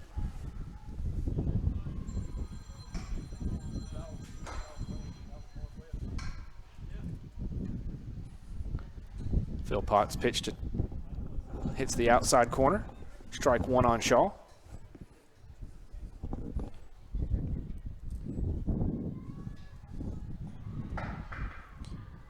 Again, Philpott working a little bit slower than Schmidt did. And now there's going to be a conversation at the mound, and we'll take a moment to hear. Well, let's do this. Okay, go ahead and get me caught up on what happened, since I was getting the feed up for Northwest on the Facebook page. Sure thing. So Sammy Dave Jones grounded out to the pitcher, leading off the inning, 1-3. Smith came up, got her third single of the day.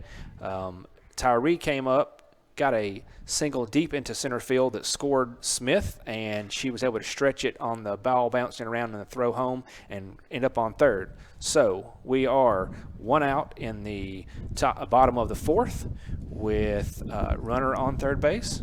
Should be Shaw coming to the plate. And it is Shaw. Yeah, I got over here enough time to see the infield umpire slip and fall, and that wasn't a good time. The Kaskaskia coach came up and kind of argued at the bang-bang play at third, and that really wasn't a good time, especially after umpire falls. You know, is a little bit of an embarrassing situation there. He's able to laugh it off now. But I tell you, he's probably going to have a good little raspberry.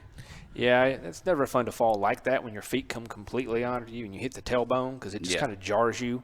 But one, you're not going to get him to overturn that. And two, we have a very good vantage of third base from here, and she was in under the tag. So, I mean, I don't blame the coach for trying to argue it, but that's not one you're going to win with the overall situation there. So this is Shaw at the plate. Hits it to second. They're going to come home with it, and she's safe. It was not a force out. Catcher mistake, mental mistake there by the catcher. Stands straight up and makes no attempt to tag. So a fielder's choice as they come home with it. We're tied at 7. And that's what you come to expect in your first game of the year. And, again, we talked about it. We talked about South Suburban. You know, they haven't had the opportunity to practice outside. So you don't get those live reps a lot of times. It kind of hurts you in that situation, and that could be an example of that with this being their first game of the year. True. May have just been thinking she had the force out. So now this will be Wolf, who singled in her last at-bat, stands in and takes that first pitch for a ball. So Shaw's productive day continues.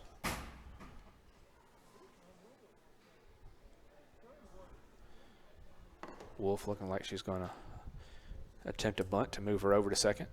That pitch just a little high and outside, and Shaw will be able to advance on the wild pitch. That's what we talked about. That ball, it depends on how it comes off the backstop, and that one bounced away from the catcher off the backstop, so that kind of worked in Shaw's favor. She was able to scamper over to second in scoring position. 1-1 now is the count as Wolf at the plate. She's batting in that 6th spot, playing third base. That pitch missing low and inside for a ball. 2-1 now is the count. We're in the bottom of the 4th inning. 7-7 is the score. ICC being able to take advantage of the new pitcher. Want to keep that going. And that pitch low and inside for a ball. 3-1 now is the count. Feels like she really wants to work Avery on the inside, but she's not sticking any of that corner at all. See if she keeps working for it. If that umpire might eventually loosen up the side there, but I think it's a little bit too low right now. Yeah, they're all dropping off into the turf, almost hitting her. And that one did the same, and the ball's going to get away, and that will allow the runner to advance to third, so it'll be a walk issued there to Wolf. And then we'll say that Shaw advanced on the pass ball.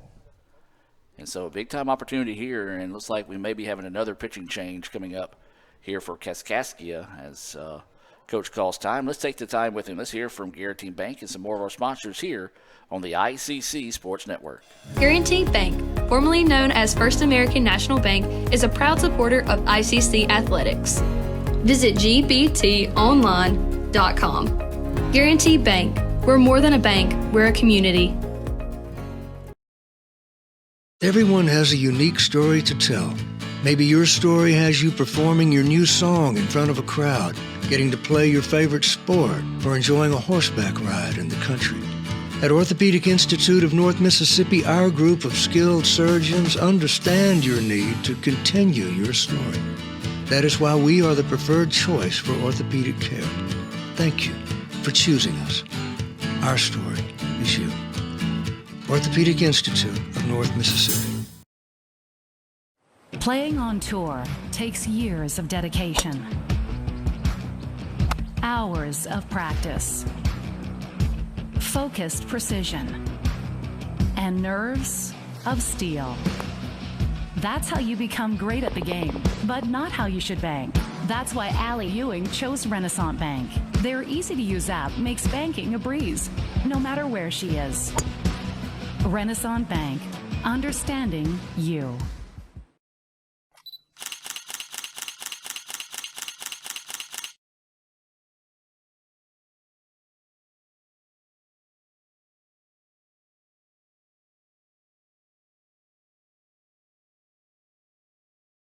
That's home. That's just like the Ravens. That's just like Pahokee, Florida. That's my second home. I got my degree from there, my first degree, college degree. It's part of my heart, it's part of my soul, it's part of my spirit. And, you know, it's everything. Itawamba Community College, baby, it's everything. It shaped me up to being a great man because it was part of the journey of me becoming the young man I am today. And it's home, man. That's it. Like, I could go there and lay my head down without no problems. Itawamba Community College, the best start here. And welcome back, ladies and gentlemen. New pitcher in the game here. Emily Curtis takes the circle for the Blue Angels. She'll be greeted by Emma Rose Thompson, the right fielder, who had a single in her last at-bat. She's 1 for 2 on the afternoon here for the Indians. Swings the fastball, missing for strike one. Big swing there, big swing. Infield playing her. Couldn't play her any closer, Adam. Yeah, if they play her any closer, they're going to be swinging the bat for us. They're charging in, anticipating possible little bunt here, maybe a squeeze play. They're right behind the pitcher. Good opportunity to drop something over their head. That pitch missing outside for a ball. 1-1 now is the count. Yeah, and if they are anticipating some type of squeeze or bunt, you see that pitcher trying to work the outside. Keep her from getting anything clean. Swung away at that one. Count goes to 1-2.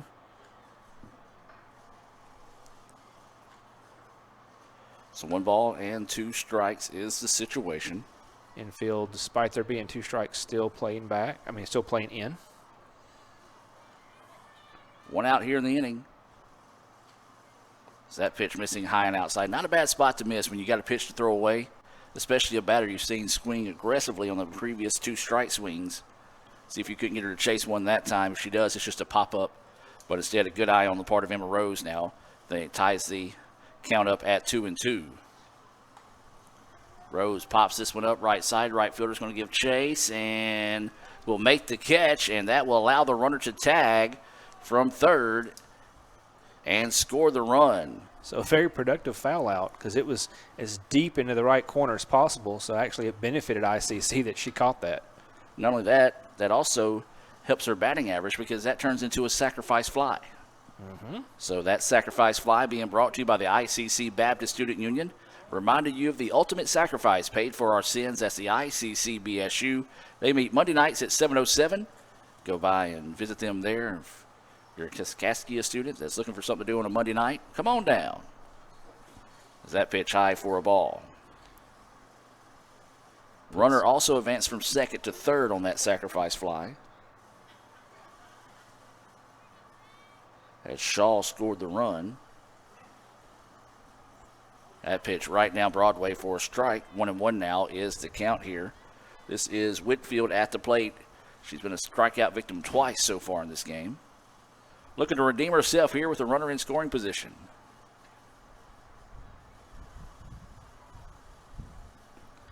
That pitch in there, beauty.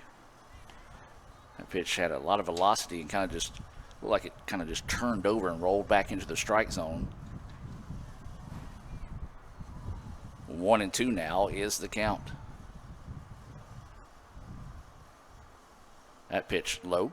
2-2 now. The count here. Curtis showing some good velocity, but also does a good job of changing up her speeds. She has a very different delivery than a lot of pitchers we're used to seeing. She's very low. That may help her with batters trying to watch that ball come out. And that pitch is fouled off out of play. We'll stay at 2-2. 2 balls, 2 strikes, 2 outs. Bottom of the 4th. Back and forth. This one has been all day. ICC is retaking the lead now at 8-7.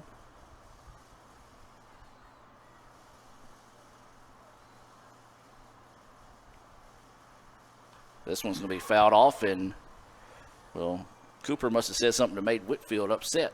She tried to hit her. Not really. But good wherewithal over there by Cooper to dip, duck, dodge, and dive out of the way that time of that foul ball. And good reaction time by the entire ICC dugout to avoid any danger. So the count stays at 2-2. Runner at third here for the Indians with 2 outs. They lead at 8-7 here in the bottom of the 4th. That pitch just drifts a little high. 3-2 now is the count here on Whitfield.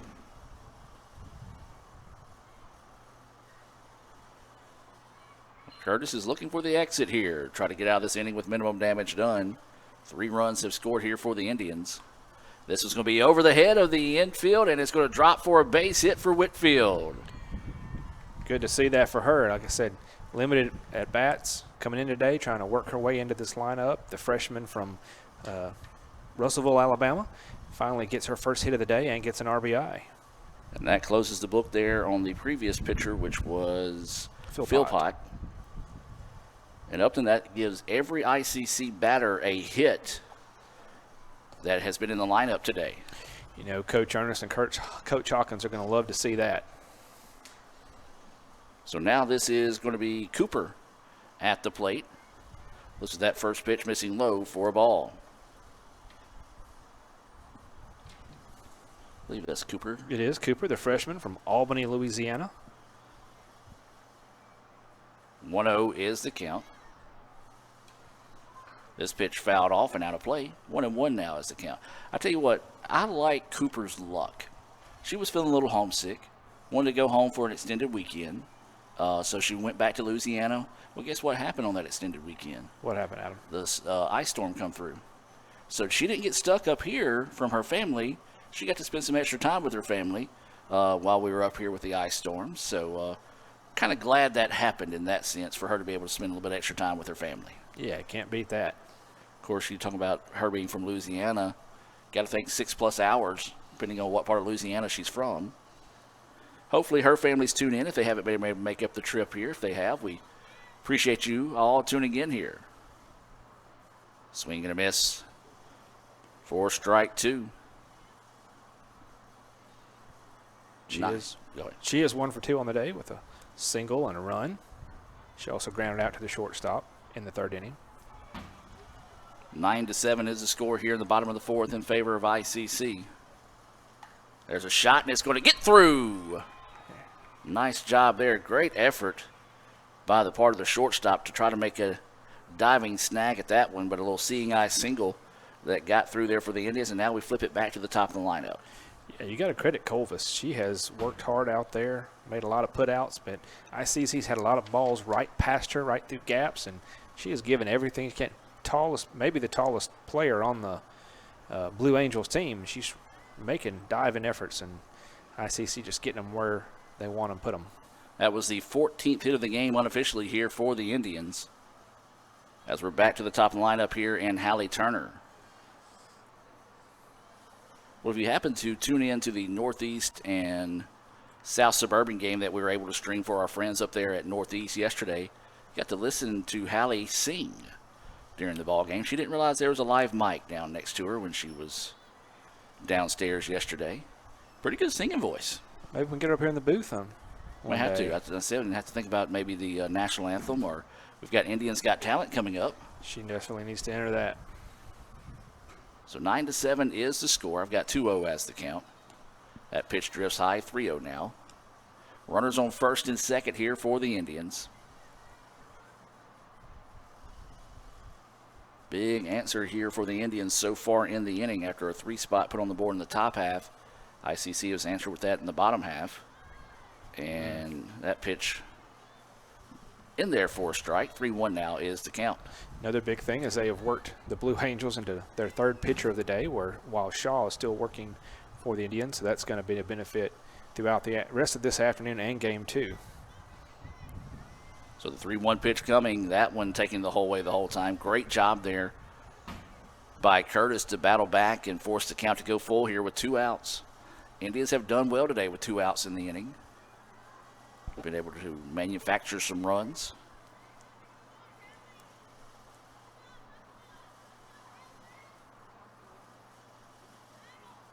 This one popped up. Right fielder is going to make the play, and that will do it. But the Indians rally once again with 4 runs here in the bottom of the 4th. They lead it 9-7. We'll take a break. Come back with the top of the 5th inning right after this here on the ICC Sports Network. Guaranty Bank, formerly known as First American National Bank, is a proud supporter of ICC athletics. Visit gbtonline.com. Guaranty Bank, we're more than a bank, we're a community. Your knee is a complex joint with many components, making it vulnerable to a variety of injuries. Some of the most common knee injuries include fractures, dislocations, sprains, and ligament tears. Many knee injuries can successfully be treated with simple measures such as bracing, rehabilitation, and exercise. The other injuries may require surgery to correct. At our injury clinic, we commonly see meniscal tears that occur during sports. Tears in the meniscus can occur when twisting, cutting, pivoting, or being tackled. Meniscal tears may also occur as a result of arthritis or aging. Just an awkward twist when getting up from a chair may be enough to cause a tear if the meniscus has weakened with age. The most common symptoms of meniscus tears are pain, stiffness, swelling, catching or locking of your knee, the sensation of your knee giving way, and if you are not able to move your knee through its full range of motion. The RICE protocol is effective for most sports-related injuries. RICE stands for Rest, Ice, Compression, and Elevation. Remember that at the Orthopedic Institute of North Mississippi, our story is you. And welcome back. Kind of a long exchange there during the inning. Look like we may actually have some changes maybe as still got Shaw in the circle. Yeah, say Shaw's still in the circle. Not really, or maybe he was just, maybe the home plate umpires checking to make sure that the Kaskaskia coach maybe doesn't want to sub in, sub out some situations there, as looks like everybody's still in spot for the Indians. I believe so. I don't see any changes defensively. Speaking of that, let's just go ahead and give you our defensive lineup here for the Indians. Whitfield is out in left field. Sammy Day Jones in center field. You've got Emma Rose Thompson out in right. The infield looks like this. You've got Wolf at third, Turner at shortstop. We'll continue that after this pitch as it's fouled off for strike 1. Second baseman is that still Cooper? Yes. Cooper is still at second, and then Smith is at first base. You've got Shaw in the circle. And McLean catching. Yep, and McLean is catching, so. And that is who Tyree was batting for earlier. So that is your Coca-Cola defensive alignment for the Indians. That pitch missing outside for a ball. Well, apparently the temperatures are dropping, so you're starting to see players in the infield doing jumping jacks when they have the opportunity. Yeah, center field, left field, shortstop, first base, everybody, a little motion, trying to get that blood flowing. As that pitch in there, as they drops in for the strike. Now, of course, our girls are out there trying to stay warm. You look at Kaskaskia, they're probably like, what's going on? We could play in shorts right now. You also got to think about, we had a very long bottom of the 4th. Yeah. So that meant they sat in that dugout waiting for their turn to bat, not in the field. So ICC's got to get that blood flowing again. Slow roller to the second baseman. Could be trouble. Throw is in time. Yes, it is. Good hustle there as Russell showed good speed down the bases. As Cooper did a good job, though, getting there, firing it right over to Smith. First out, 4-3.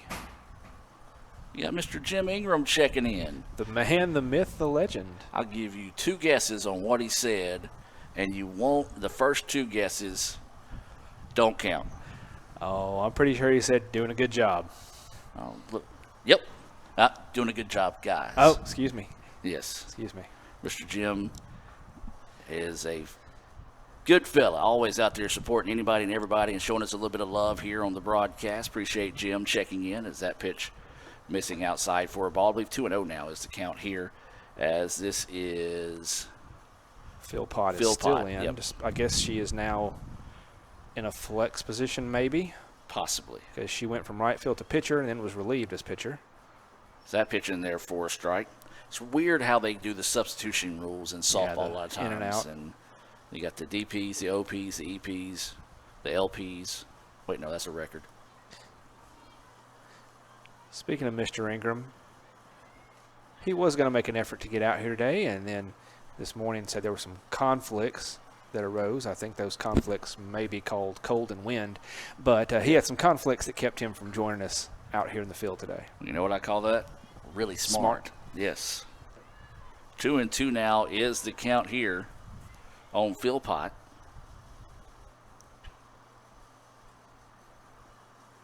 That pitch just missing outside, maybe a little low as well. 3-2 now is the count here to Philpott. Great eye on the part of Philpott that time to hold off on a borderline pitch.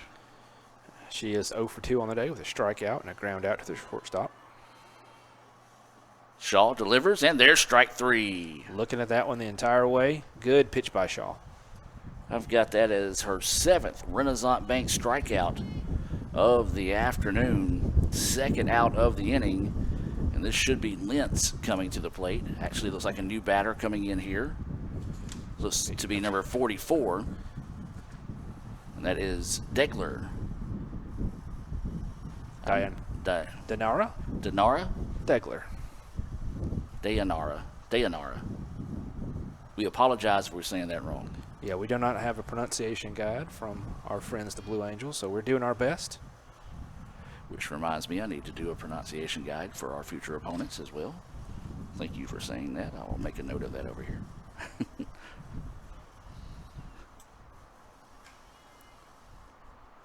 She is out of West Frankfort, Illinois. A freshman who plays catcher. Bats right, throws right. You know, we always talk about, like, you know, mispronunciations and things like that. I wonder how much, like, people from Illinois get annoyed by people that call it Illinois. As someone born up there, I think they do.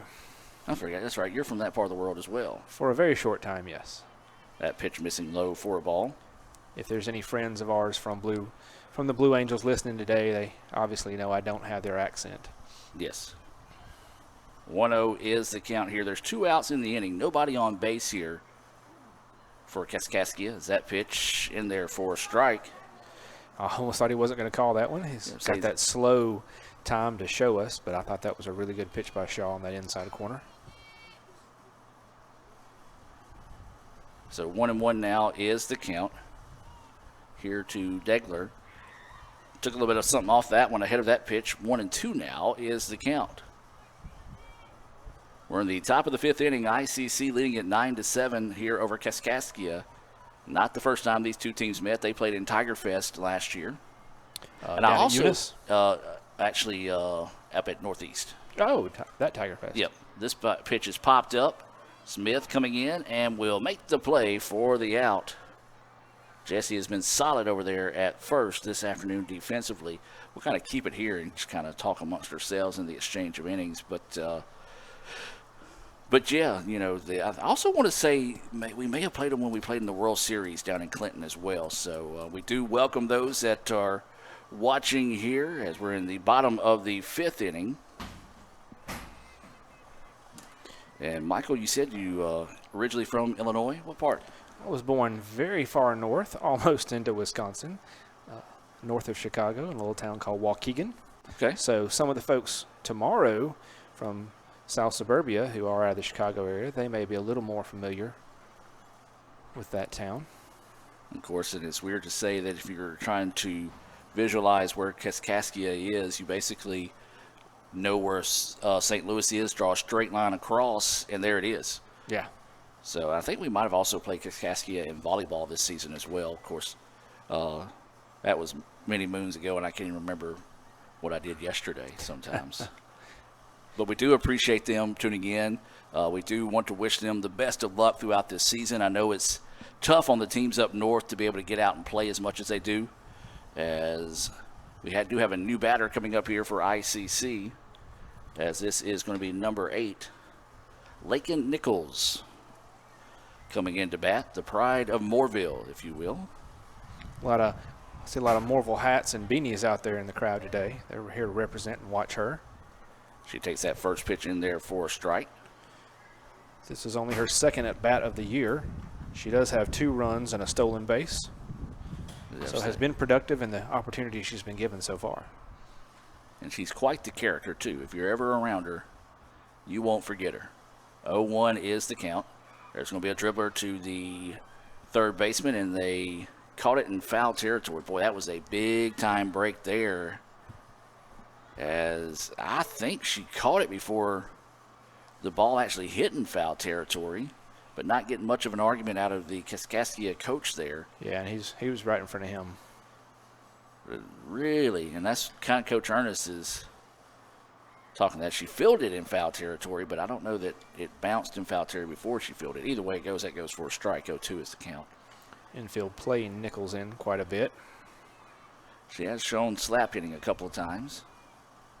That pitch in the dirt, nobody on base to worry about there as it gets away. 1-2 now is the count. Now we will have game 2 coming your way here at the conclusion of this one. Roughly about 30 minutes between the contest.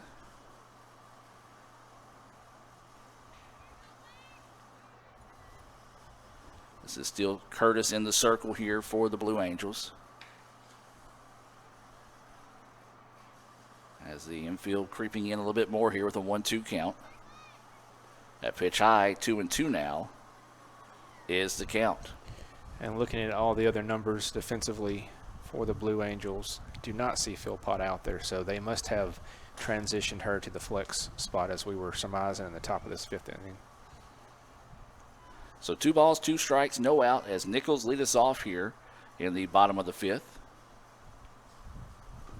That's going to be a slow roller. It's going to be a tough play, and that's going to be, I got to call that an E5. I think so. She had a good play on that and just kind of bobbled it, unfortunately, for the third baseman there. Yeah, that's one of those. I think she looked up and saw that Nichols had pretty good jump out of the box, being a left-handed slap hitter, and she tried to rush that throw and just took her eye off the prize there. And again, we're preferencing this because we don't know how often Kaskaskia has had the opportunity to practice outside. I know we haven't had that many opportunities, but obviously more opportunities than our friends from up north. But, you know, it's those type of plays that you look at, you're like, oh, man, come on. I promise you 2-3 weeks down the road will not be an issue for that young lady over there at third.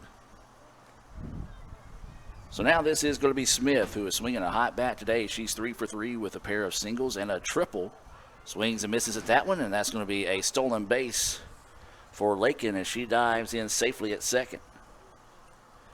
Well, she's quicker than Walt Flanagan's dog as she picks up the steal there. Gives her second on the year. Now leads the team. Or maybe, hold on. She may be in a tie with someone else. We'll update our stats at the end of this game.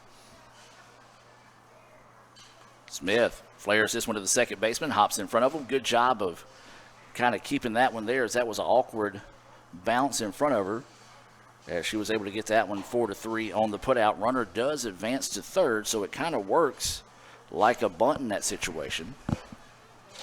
So Nichols heads over to third, and now this should bring up Tyree to the plate. It does. So Riley will dig in with 1 out and a runner at third. RBI opportunity here for Riley. She's got 2 of those already today. Swings on the first pitch she sees. High fly ball, center field, shallow center field. We'll see if they're going to test the arm. They are. The throw is going to be up the line, and that will turn into a sacrifice fly. And the third RBI of the day for Tyree. That sacrifice fly being brought to you by the ICC Baptist Student Union. Follow them on Twitter at Itawamba Baptist Student Union. Remember, they meet Monday nights at 7:07. They're located across campus from the e-learning building.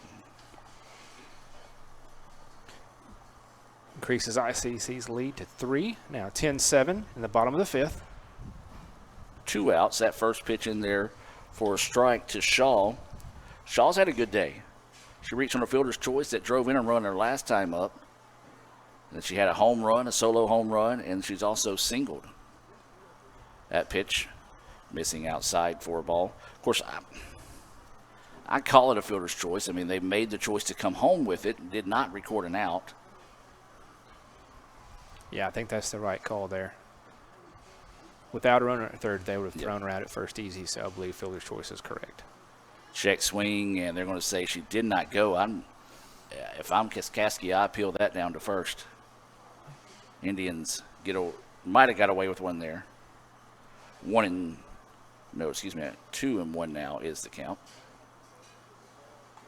This is going to be a flare out to the right field. Right fielder's going to go back, and does it get out of the ballpark? It does. He hasn't signaled, but I think she threw her hands up. Oh, yeah. Okay, so it's going to be a ground rule double. Okay, we could not see it from the light pole to see exactly how it hit.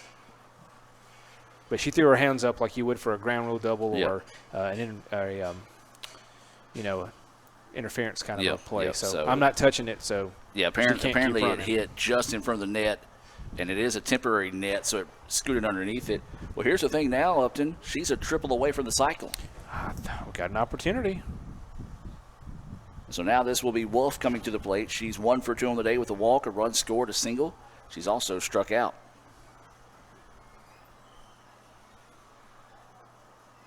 That pitch just missing inside for a ball. Bottom of the 5th inning, ICC leading this one 10-7, but if this game has showed us anything, it's far from over with.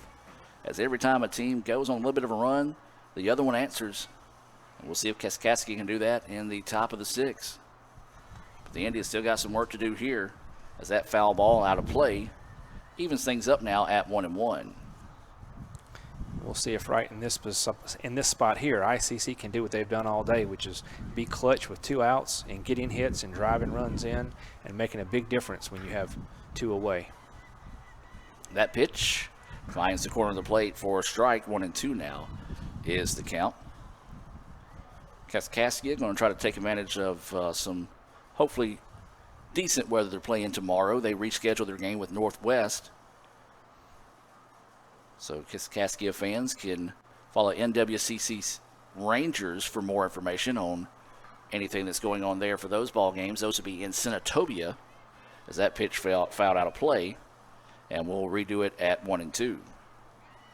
ICC will be back in action tomorrow as they'll host South Suburban back here in Tupelo. I really hope it's at this field instead of the other one because the sun was killer in the first part of the day there. I may try to put that in the ear of Coach Ernest. Fly ball out to the right field. Right fielder makes the diving effort, but it's for naught as it drops in front of her. Great effort, though, out there in right field to try to make that diving catch, which would have been the 3rd out of the inning. Since she's come in as a defensive substitution, Sarche has really shown a lot of hustle and good play out there in right field. So something to be proud of for Kaskaskia. You know, it's funny how the different dialects around the country are. Of course, we're in the South, so we're saying that as if it's a Cajun type name. Of course, you look at it up north. Could be Polish. It could be Polish. It could be French. It could be German. So we apologize if we're saying any names wrong today.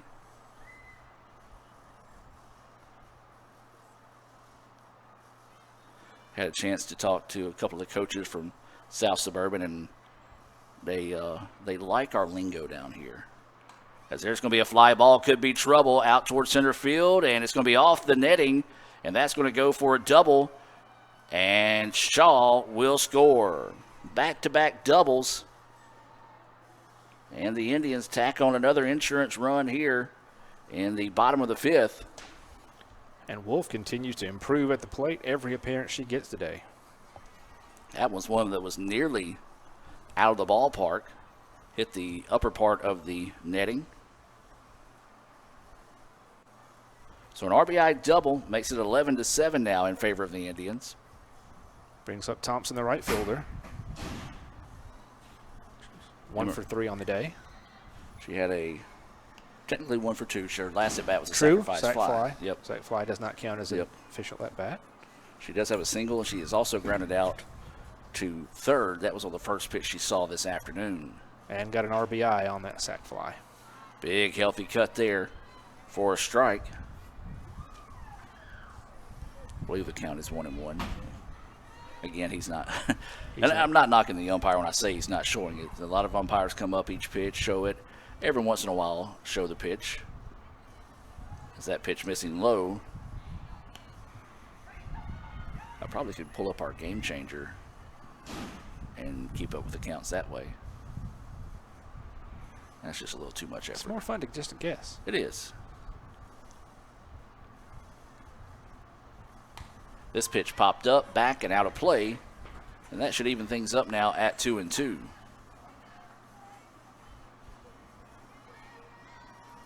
Indians continuing to find success with clutch 2-out hitting and 2-out RBIs all throughout this game. So Thompson got a runner at second. RBI opportunity here. That ball's in the dirt. Runner could get caught up, but nobody really coming in quickly to cover second. So a break there for the Indians. So I believe the count goes full now here on Emma Rose.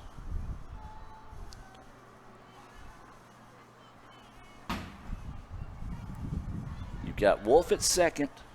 She had an RBI double that scored Shaw, who also had a double in the at-bat before that. 3-2 pitch.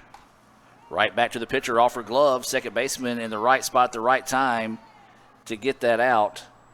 Technically 1-4-3 on the putout of Thompson. And tell you, when the bat's just not liking you right now, those are the type of things happen there. Tough break for Emma Rose. But the Indians do take a 11-7 lead as we'll head to the top of the sixth and be back with more right after this on the ICC Sports Network.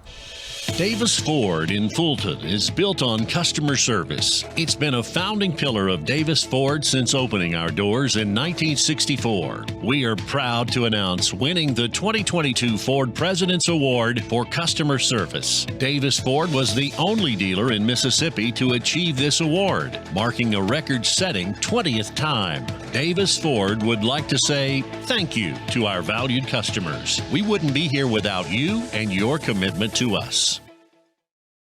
This is a place to create your future. And when you get here, you realize you're not alone. You meet new people and make connections. It's not always about knowing exactly where you're going. Sometimes it's about finding your own way. It's working together to build something bigger than ourselves. It's hard work, but lots of fun. We come for the quality education, but we leave with an unparalleled experience.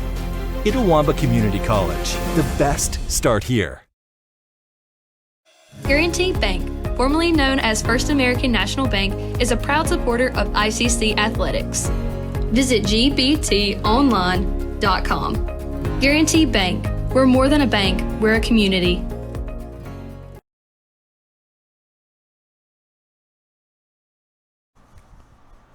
Welcome back now as we head to the top of the sixth inning.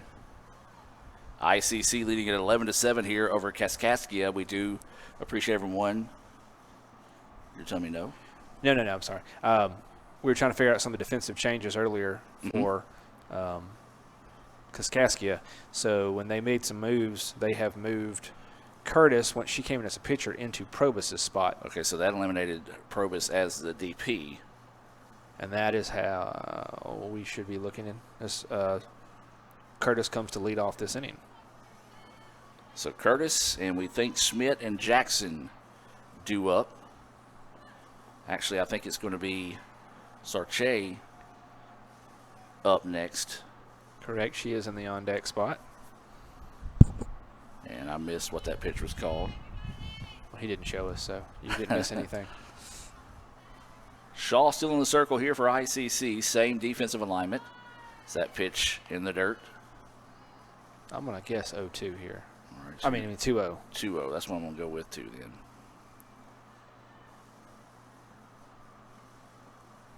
(11-7) ICC with the lead. Top of the sixth inning. That pitch missing low. We think 3-0 now is the count. Forgot I had a nice ice-cold Coca-Cola, thanks to our friends at Tupelo Coca-Cola Bottling Works for supplying that this afternoon. They are great friends of ICC and ICC athletics. That and the entire college. They are. They're a great supporter of not only us, but the entire Northeast Mississippi area. Appreciate them. Actually had Will Verdong's dad throughout the first pitch of baseball the other day. And Mr. Philip Verdong throughout the first pitch for the first home game. He also works for Coca-Cola.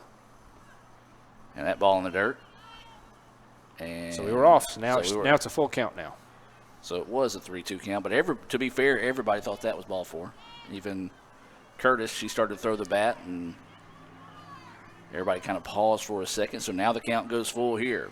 Shaw getting set to deliver the pitch. Misses outside. Now that will be ball 4. So a nice patient at bat there by Curtis. And that's what you got to do right now if you're the Blue Angels. There's no magic, what is that, 4 run? I mean, you got to get people on base before you can get those 4 runs in. You can't get 4 runs with one swing of the bat, so get people on, move them over. But you got to get 3 people on base in front of them. The leadoff can't. Yes. So, again, this is going to be, what do you want to say, Sarchette? I was saying Sarche, like we said, Sarche, kind of a Louisiana pronunciation, but could be different. She is a freshman outfielder catcher from Teutopolis, Illinois. Shaw looks in to give her second pitch. She offers at that one, but misses. It's going to bring that count to 1-1. ICC infield playing in, looking for her to try to push Curtis over to second with a bunt or a short infield hit. She does offer again for a bunt for the second strike, 2 in a row. Count goes to 1-2.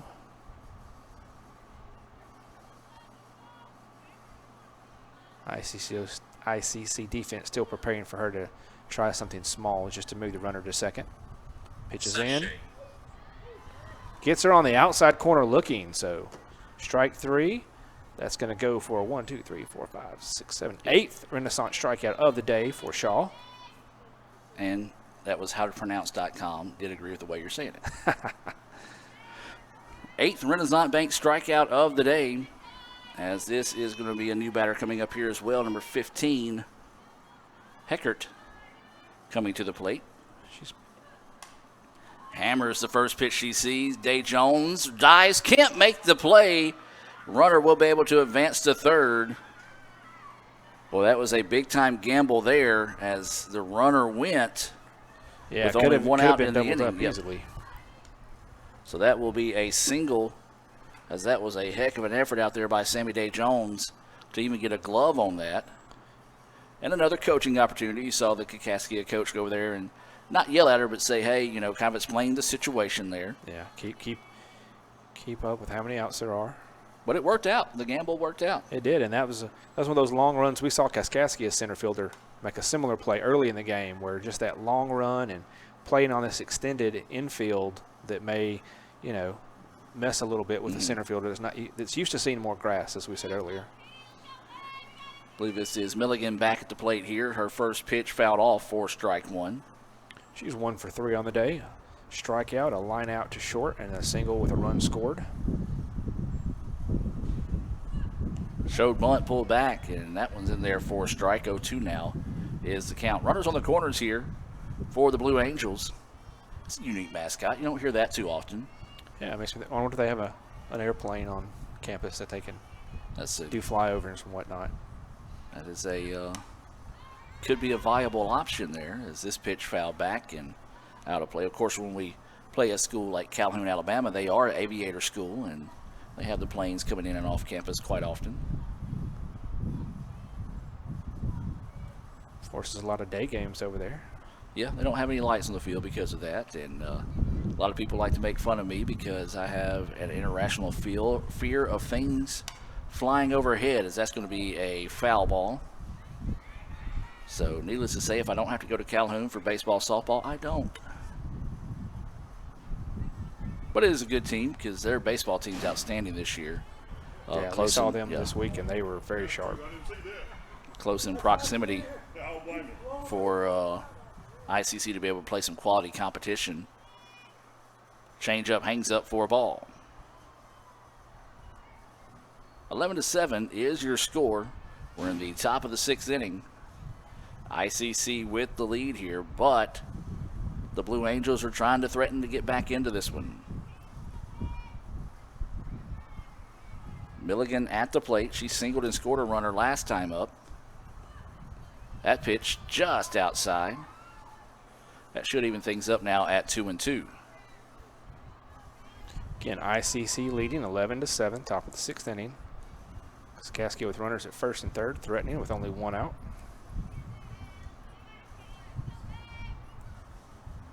It was a walk and then a strikeout and a single. Is that pitch missing? Now the count should go full at 3-2. It was a single that allowed the runner from first to third because she didn't check up on a fly ball. That actually worked out really well for him. If not, would have ended the inning on a double play. There's a grounder up the middle. They're going to get one. No. So it'll be a fielder's choice that does push the run across.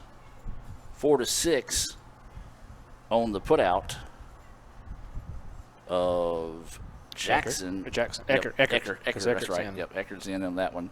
So she is retired on the fielder's choice. Milligan does push the run across, and so a productive out makes it 11-8 now. Runner at first. Brings up Skaggs. Yep. Been very dangerous all day. 3 for 3. Multiple stolen bases, multiple RBIs. That pitch, wow, called a strike. That's a break there for the Indians, as that one looked to be a little low and outside, and Kaskaskia coach coming over and just basically telling Skaggs how to adjust to that pitch in a polite way of saying that that was low and outside.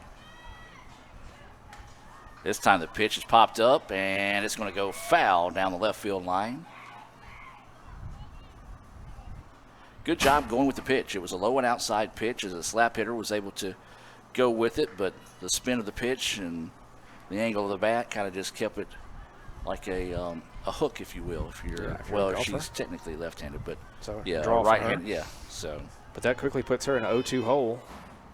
Maybe Shaw can get her out for the first time today. No balls, 2 strikes, 2 outs. Indians looking for the exit. Blue Angels looking to rally in this one. Is that pitch on the outside fouled off, and we'll stay at 0-2. Shaw working her on the outside, trying to get her to chase, and she gets just enough to stay alive. This is game 1 of 2 this afternoon. Northwest and South Suburban playing to our left in their second game of the day. That one said she checked her swing, and so the runner will advance on the pass ball. So that'll move her a little bit more into scoring position there. 1-2 now is the count.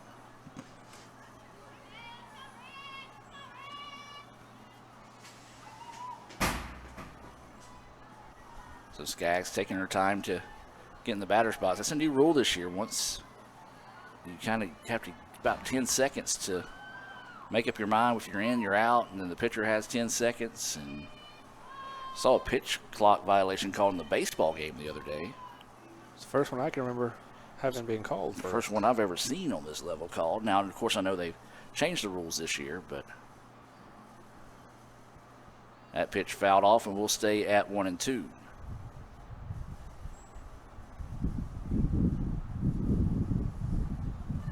Change up, hammered. First baseman can't get to it. Awkward hop there, and that's going to allow the run to score. That'll be a single for Skaggs. She is 4 for 4 in the game. That's going to be her first RBI of the day. Milligan wisely knew that was 2 outs in the inning, so she just took off, and here come the Blue Angels. Not going quietly into the evening here. 11-9 now is the score. They're trying to spark a little bit of a 2-out rally themselves here. Runner goes, throw is off the mark. Now, if we're playing backyard ball, she might have been out because I think the ball either hit the glove of the shortstop or the runner sliding in. So a stolen base there for Skaggs, her third. I think that's one of those with Skaggs today, you just say, okay, let her have it. Let's just don't throw it away and try to keep her from going to third in that situation. Colvis is at the plate. First pitch for a ball as the wind's starting to pick up once again. This pitch fouled back and off the netting and broke one of the ties holding the netting up there. Colvis is 0 for 2 with a foul out, a line out. She did walk and score a run in the first. So trying to keep the rally going here. ICC leads at 11-9 here in the top of the sixth inning.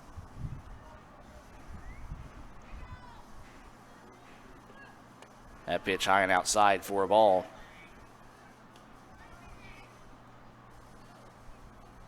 I've got it as 2-1 now. Well, anything down to the outfield will obviously score Skaggs, as she has got speed to burn. That pitch missing low. 3-1 now is the count.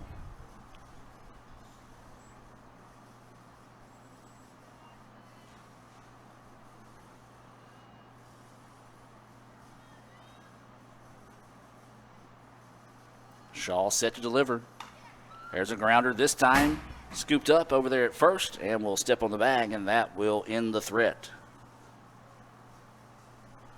11-9 is the score. Don't go anywhere, folks. We got a good one going here. We'll head to the bottom of the sixth, see if ICC has an answer for Kaskaskia, as we'll take a break and be back with more right after this here on the ICC Sports Network.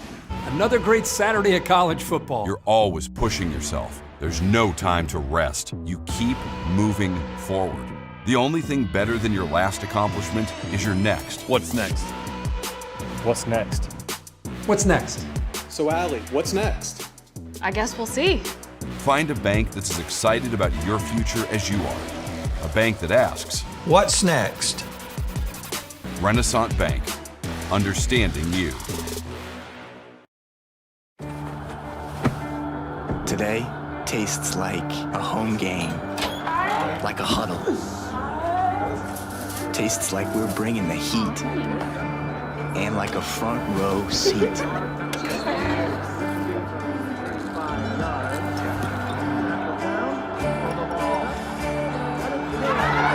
Today tastes like we're a team, and it never tasted this good.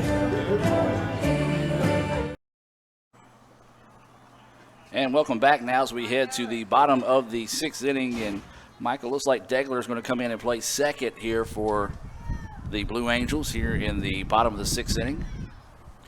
And I was looking to see if Eckert has been put in at first as well. She came in to bat in that inning, so she will replace Jet at first base for the Blue Angels. And if everything stays the same here for the Indians, this is actually no new batter coming in. This is going to be number 12. This is going to be Zoe Rippey coming in to bat for the Indians. Stands in, takes that first pitch for a strike. Zoe, a second-generation Indian. She was on the team last year, along with her sister, Rain Rippey. I believe Rain signed to continue her career out at Christian Brothers in Memphis.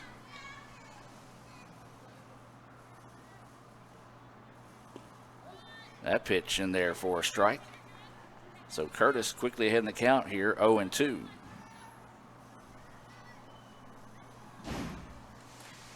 So no balls, 2 strikes.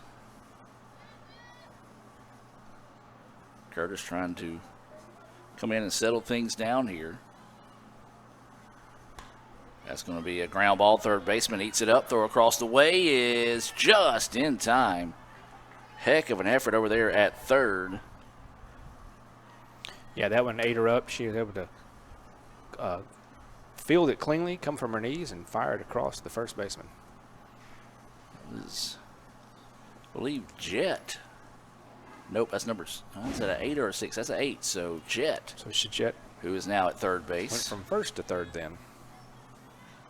Was able to get that first out of the inning.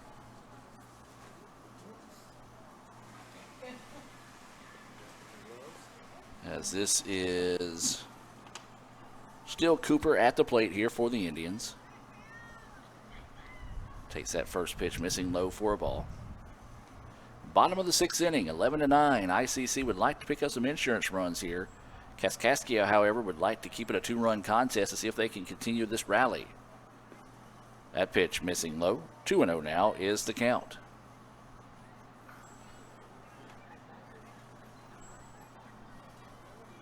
So 2 balls, no strikes, 1 out. Nobody on here for the Indians. Cooper at the dish.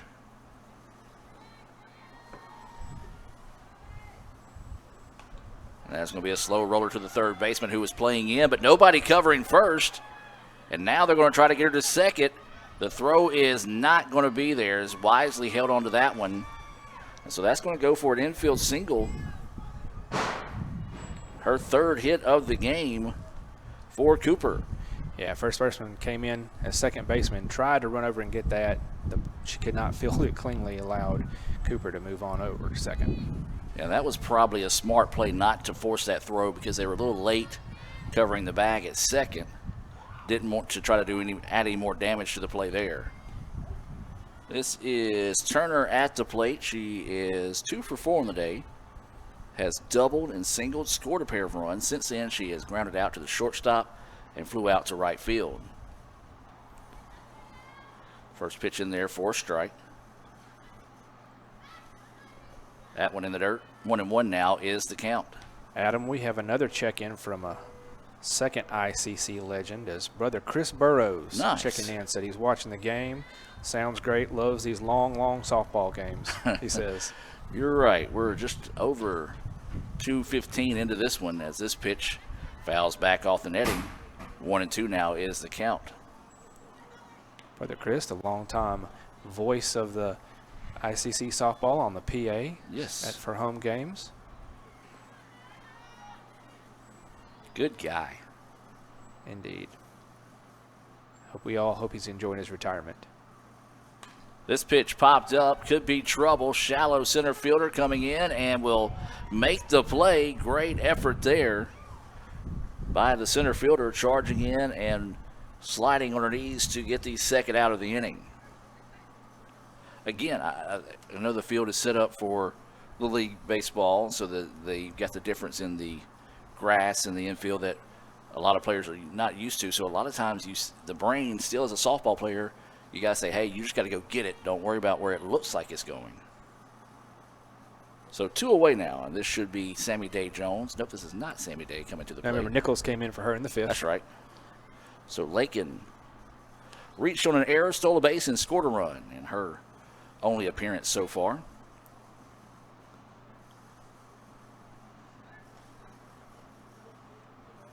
Runner at second. The Indians would love to pick up an insurance run here as they lead at 11-9 here in the bottom of the 6th inning. Pitch right down the middle is a beauty for a strike.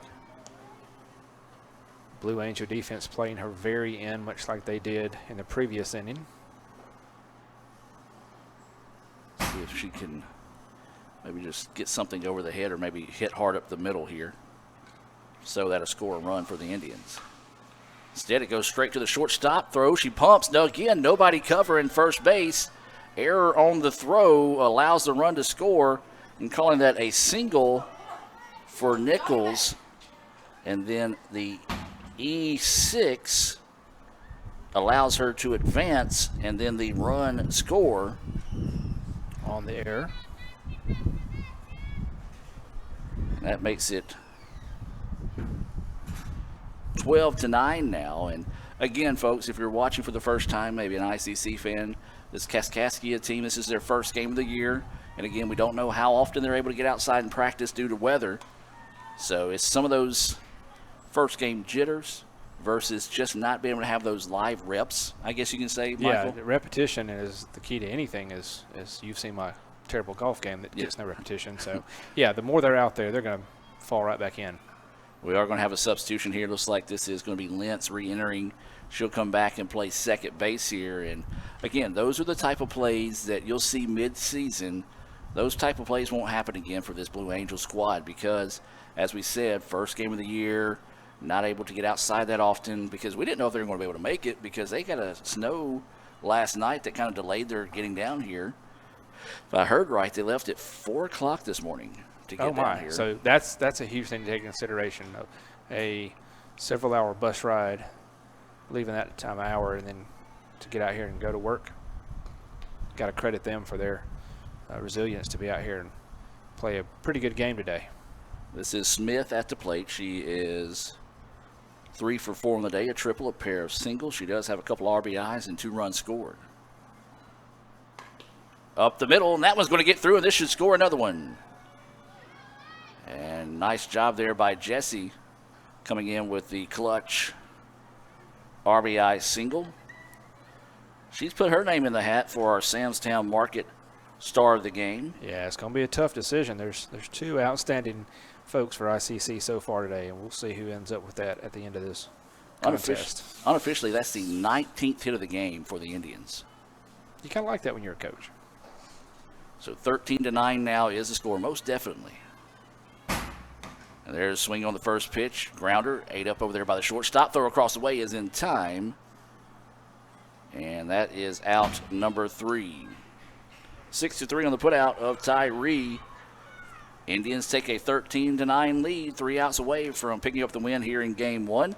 We'll take a break and come back with the top of the 7th right after this here on the ICC Sports Network. Another great Saturday of college football. You're always pushing yourself. There's no time to rest. You keep moving forward. The only thing better than your last accomplishment is your next. What's next? What's next? What's next? So, Allie, what's next? I guess we'll see. Find a bank that's as excited about your future as you are. A bank that asks, What's next? Renaissance Bank. Understanding you. Everyone has a unique story to tell. Maybe your story has you performing your new song in front of a crowd, getting to play your favorite sport, or enjoying a horseback ride in the country. At Orthopedic Institute of North Mississippi, our group of skilled surgeons understand your need to continue your story.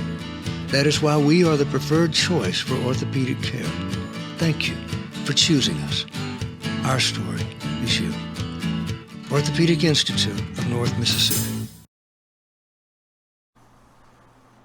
And welcome back as we move now to the top of the 7th inning. A late substitution here defensively for the Indians as looks like Brianna Clemens will be entering to play out there in right field. She'll be replacing Emma Rose Thompson. That's a defensive substitution being brought to you by our friends at Coke. Tupelo Coca-Cola Bottling Works, a proud sponsor of ICC Athletics. Ground ball, shortstop, gets it, throws it over, and the out. 6-3 to retire Russell. Well, after that massive home run in the first inning, Shaw did a fine job the rest of the way of getting her to ground out every other time she got to the plate. So we'll have to check the numbers to make sure this is going to be Philpott back in. This is Philpott batting. There's going to be a foul ball, and it's going to be scooped up there by the first baseman. Step on the bag. Quickly 2 away here in the top of the 7th. Now ICC an out away from picking up the game 1 victory here. I will say this. It used to not be a rule, but whoever came up with the idea to whenever they put the hoodies on to make sure they have the numbers to identify them. We greatly appreciate that. I do. Big time. As this is Lentz coming to the plate. She is 0 for 2 on the day with a pair of strikeouts. That first pitch missing outside for a ball. We invite you to stay tuned for the Renaissance Bank postgame report. We'll have our Samstown Market star of the game, take a look at some stats and more here from game 1 between ICC and Kaskaskia.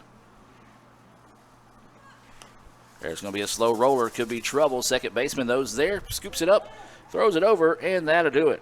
4-3 after a 3-up, 3-down inning.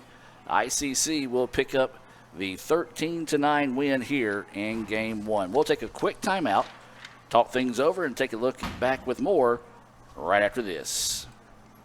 Kirk Herbstreit is a man of many talents. Not only an athlete and a sportscaster, but also an expert cartographer. an amateur alchemist, a surprisingly gifted poet. What rhymes with encroachment? But his true talent lies in the art of banking. With Renaissance Bank's great products, rewards, and easy-to-use online tools, every transaction is a masterpiece. You might refer to Kirk as a Renaissance man. But I call myself a Renaissance man.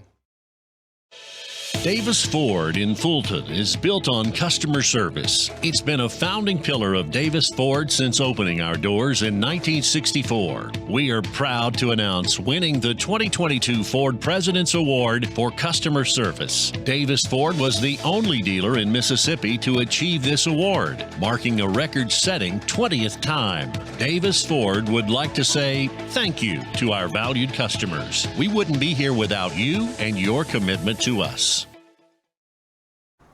And welcome back here to the Renaissance Bank postgame report. ICC wins the first of two games this afternoon by the final score of 13-9 over Kaskaskia. Michael, your thoughts on the game today? Well, for Kaskaskia, you did see some of those first game issues that maybe just like as we've said throughout the broadcast, maybe lack of repetitions have led them to not be able to make some of those defensive plays as cleanly as they will as the season progresses. But back and forth, you saw Shaw struggle a little bit in the beginning of the first inning, but really zoned in after that, was able to attack some of their stronger batters and outlast their pitchers as they went through three different pitchers, and Shaw was able to go to a complete game. ICC scored 13 runs on 19 hits. They did commit 2 errors.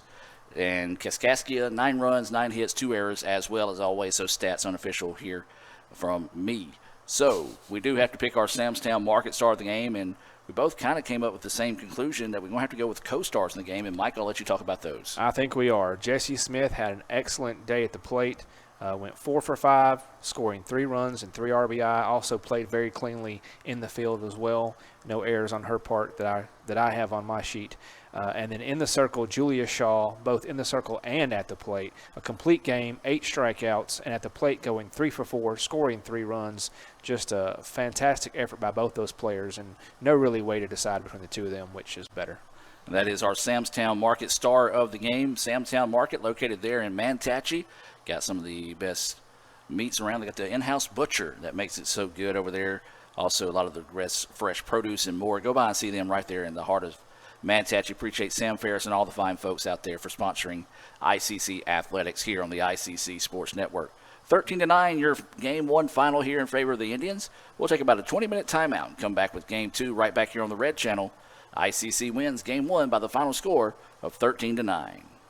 Another great Saturday of college football. You're always pushing yourself. There's no time to rest. You keep moving forward.